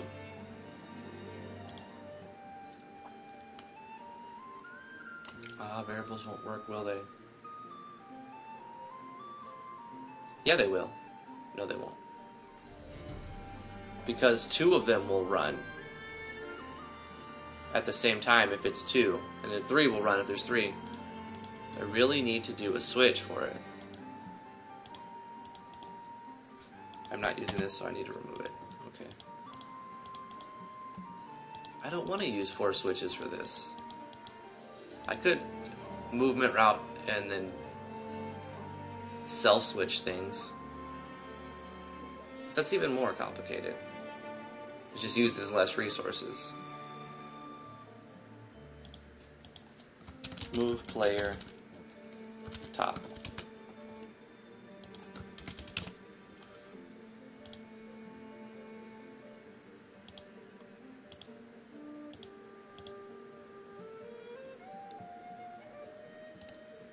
So the move player from top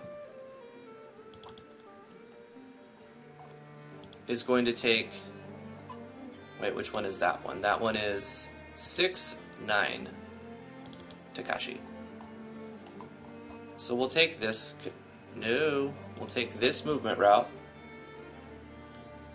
cut it, and instead we're going to turn on the switch here. Move player from top, turn it on. And then this is an auto run that does that and then turns off the switch.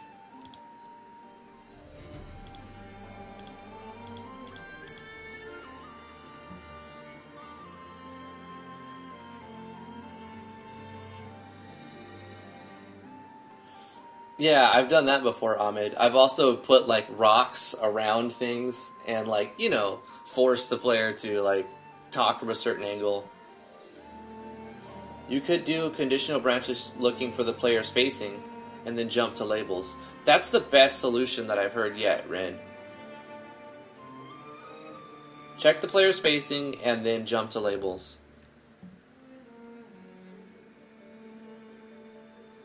Because this looks like a sloppy mess when we have 4 switches for movement and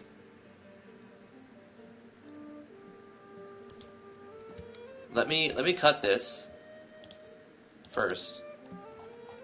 Put this back then. I'm going to delete this switch for right now. Let's label these movement routes. So 6, 9 is, cut this one, is top. So let's put a label, move player from top.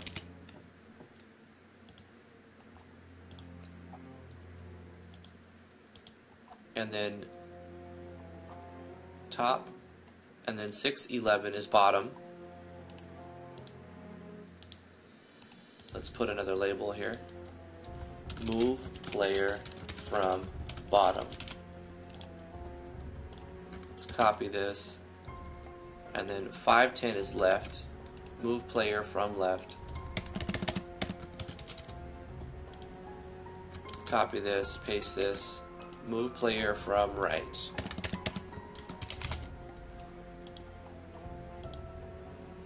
Right.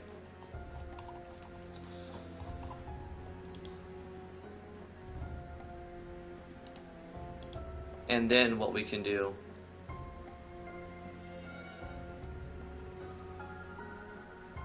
is make a condition checking the player is facing. If the character is facing down, jump to label, move player from top.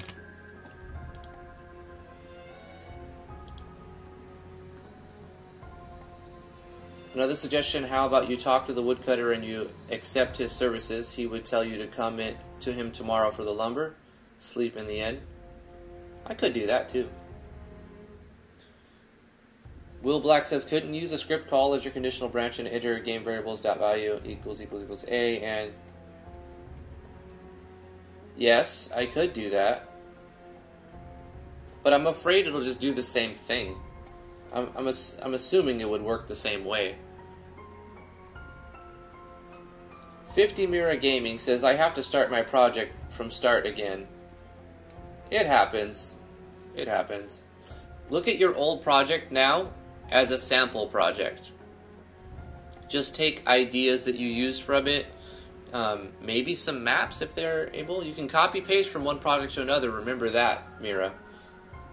Items you've made, animations you've made. You can copy stuff from your old project into your new project so you don't have to completely start from scratch. You're also a lot better now, right? You've learned from your last project's mistakes. So it's not a complete and total loss. Do not despair. Here. Let's copy this, paste this. If the player is facing up, then we're going to say jump to label, move player from bottom. Copy paste this. If player is facing right,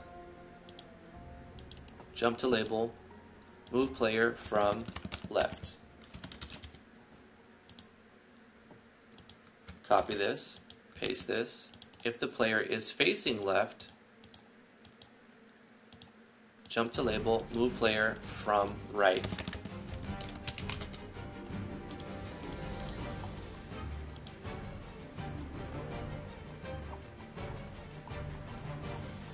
Okay.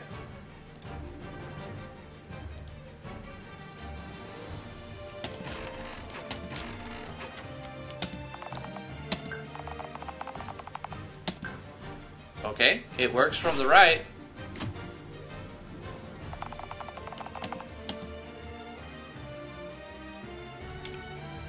Very nice. Okay, let's test it again.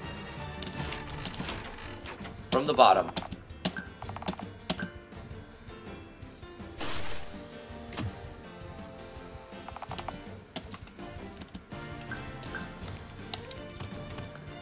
So far, so good. I think it's gonna work. Yeah, boy! Nice one, Ren. Epic battle music, too. And then finally, test from the top. I believe we're good.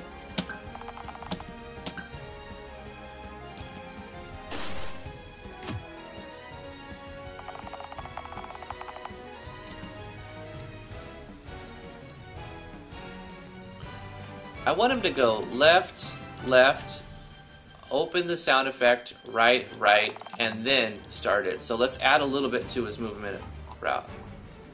When we start the event moving, I want this event to go move left, wait like 10 frames, and then play a sound effect.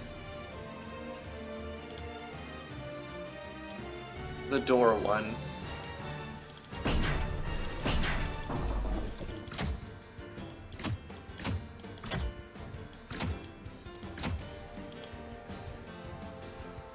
And then another move route.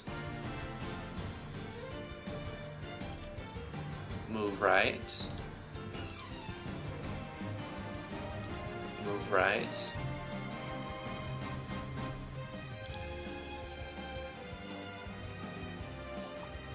Just so like he goes to get his tools out, then he does the thing, and then he puts his tools back. But I think that method works, jumping to label.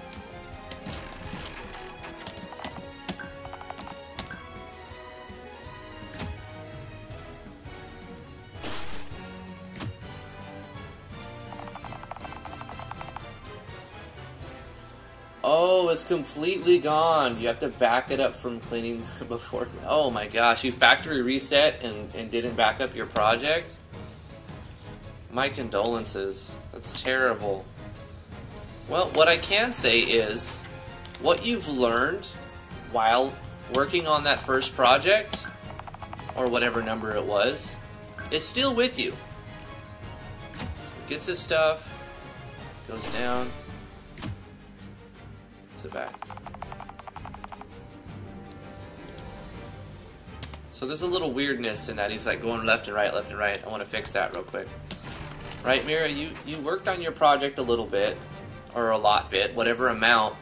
That's still going to be with you. You learned a lot, so your next project is going to be better than that one, even though it was factory reset and you have to go right back from scratch. So you're still in a better position than had you never worked on a project in the first place. So it's not a total loss. I like the sprite we made today, the cut lumber. I think it looks really good. I usually make very weird looking stuff. I think this one turned out really well. He goes there, but then he goes right and he goes back left. So I want to fix that. It's right after his movement, like right at the beginning of his first thing. So this event. He goes left to left, he goes right, right. But then here, I want to just switch the order. Actually, we can just make it go move right, and then get rid of the move left. So he doesn't go an extra right and an extra left unnecessarily so. He goes left, he opens his door, he goes right, then he goes down, he starts processing it. Movement events can be tricky, because you can lock up the player, you can lock up the game very, very easily.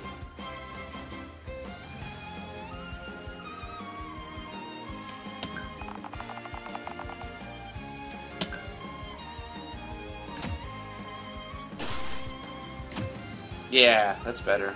He actually doesn't need to walk up there, does he? There's an extra up and down movement in his whole process as well.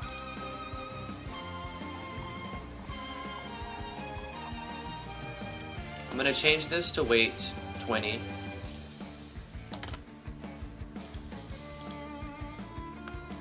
This is also going to be weight 20.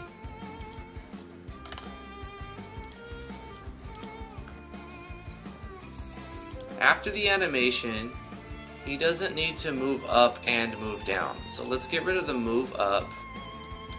Change this to weight 20. And get rid of the move down right here.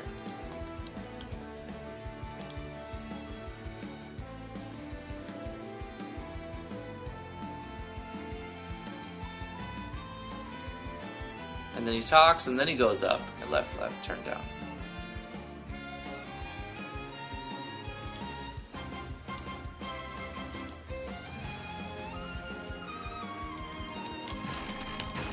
So let's see, we'll talk from in his way, like we're in his way. Hey, process this. Like, okay, we gotta walk it away. He goes to the left, he gets his thing, he chops it, he puts his stuff back. When he puts his stuff back, he needs to go up a little bit. He needs to go up 1. So after the animation, before the second sound effect. After the animation, before the second sound effect.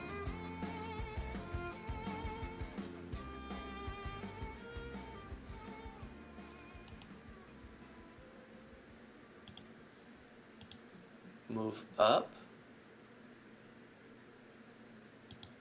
Turn left, wait. Play the second animation or sound effect. And then move down. Move right, right, right.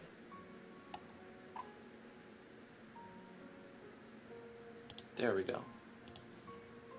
We're fine-tuning it now. But I think we added a good NPC.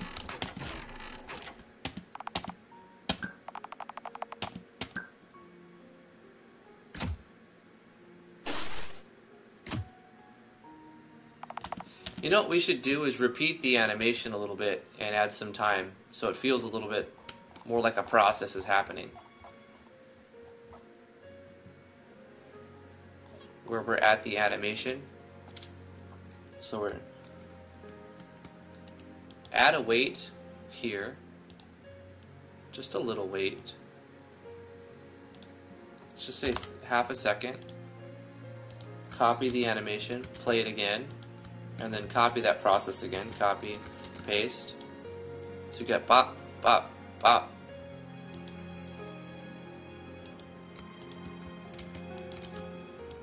You actually get 5. You get 5. Animation 2, 3, 4, 5.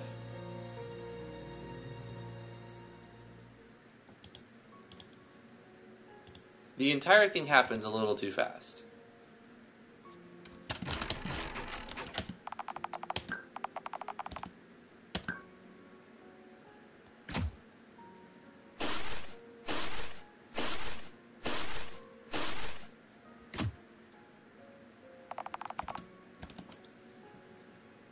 Seeing that same animation 5 times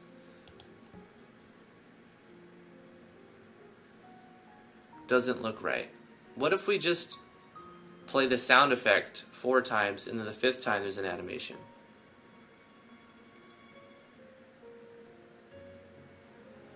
Yeah, I think that would be better. The animation looks fine, but seeing it 5 times in a row looks weird.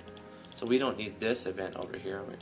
Actually, we can delete this switch. We don't need 4 switches to make this happen, right?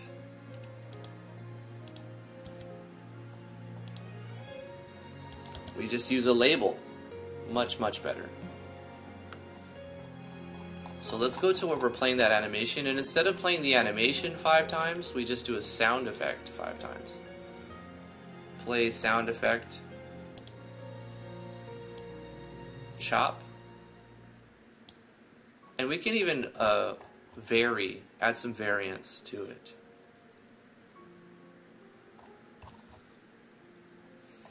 Where did I put it?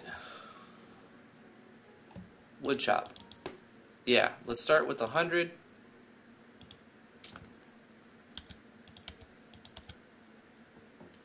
Copy this, paste this here, and give it a little bit of a lower pitch.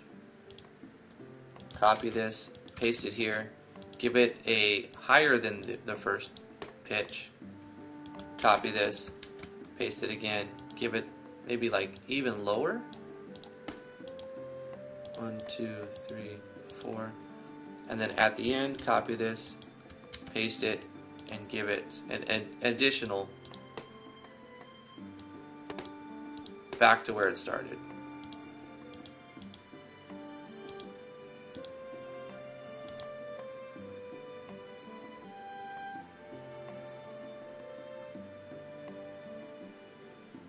We don't want the animation at the beginning, just the sound effect, the sound effect, the sound effect, the sound effect, the sound effect with animation, and then we move back. It's probably better that way. 100, 90, 110, 80, 100. We'll take a look at that and a listen to that.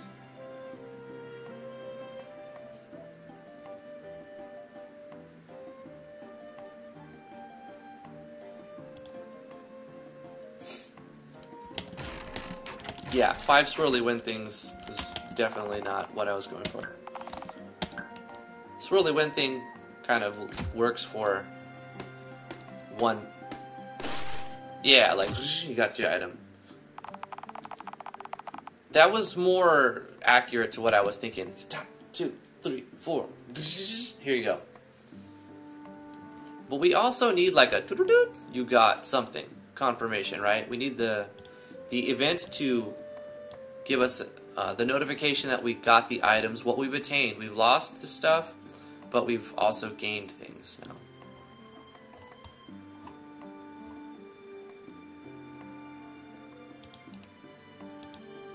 So this will be a show text. Top 0. We don't need a name though, because this is just going to be you've obtained a variable amount of item 78. What variable are we using at this point? You're getting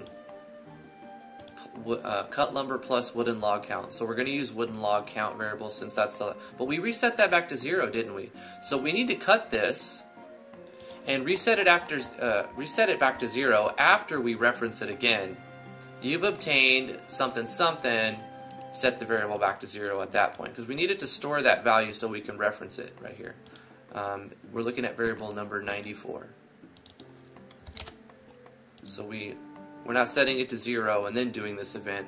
We're doing all of that, then we're referencing it again in the text, and then we're setting it to 0. So you've obtained this many of this item. Was it 78?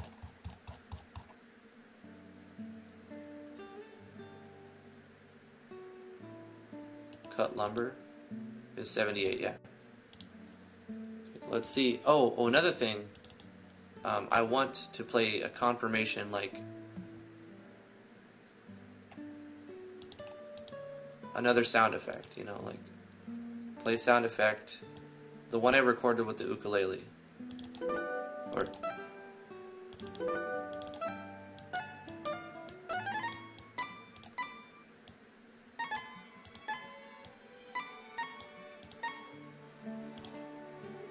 yeah, there you go.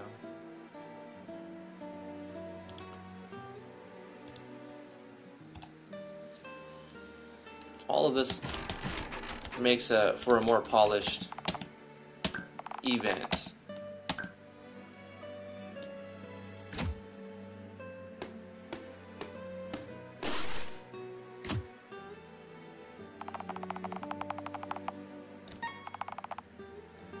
Yeah, cling, you got 250 cut lumber. Heck yeah, there it is. I like it. And then he's there, he's able to... You don't have any? Okay. You know, and it works. It did the thing. I think we did it. Very, very good event. Very, very good event. A simple little event, right? But a lot of stuff going on under the hood. So we know it works. We don't need these treasure chests anymore. And the player tracker will be on when we get here throughout the game regularly. So we can get rid of the player tracker as well. Those temporary events for testing can be turned off. Very cool. So our final event looks like that.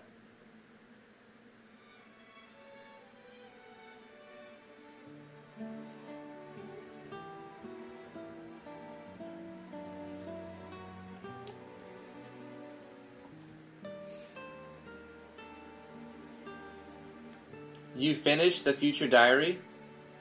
Nice! We finished at the same time. Flash 15x. Could the reason why my maker MV keeps crashing is too many plugins? Absolutely. It could be one plugin that's just not working, incompatible with the others that causes it. Will Black says it's more likely that you have conflicting. That's exactly what I was saying too. Or that you're using a plugin that works with an older version of MV. Yep, that could be that. Sometimes it freezes and just closes during something. Yeah. Yeah, I would definitely say disable some plugins one at a time and see if that fixes it. Not only could disabling them fix it, but you can actually keep them, some of them, if they are compatible, because maybe the problem isn't that the plugins are not compatible. Maybe the problem, Mira, is that they're in the wrong order. So you can try moving the plugins around. Moving one to the top, to the bottom.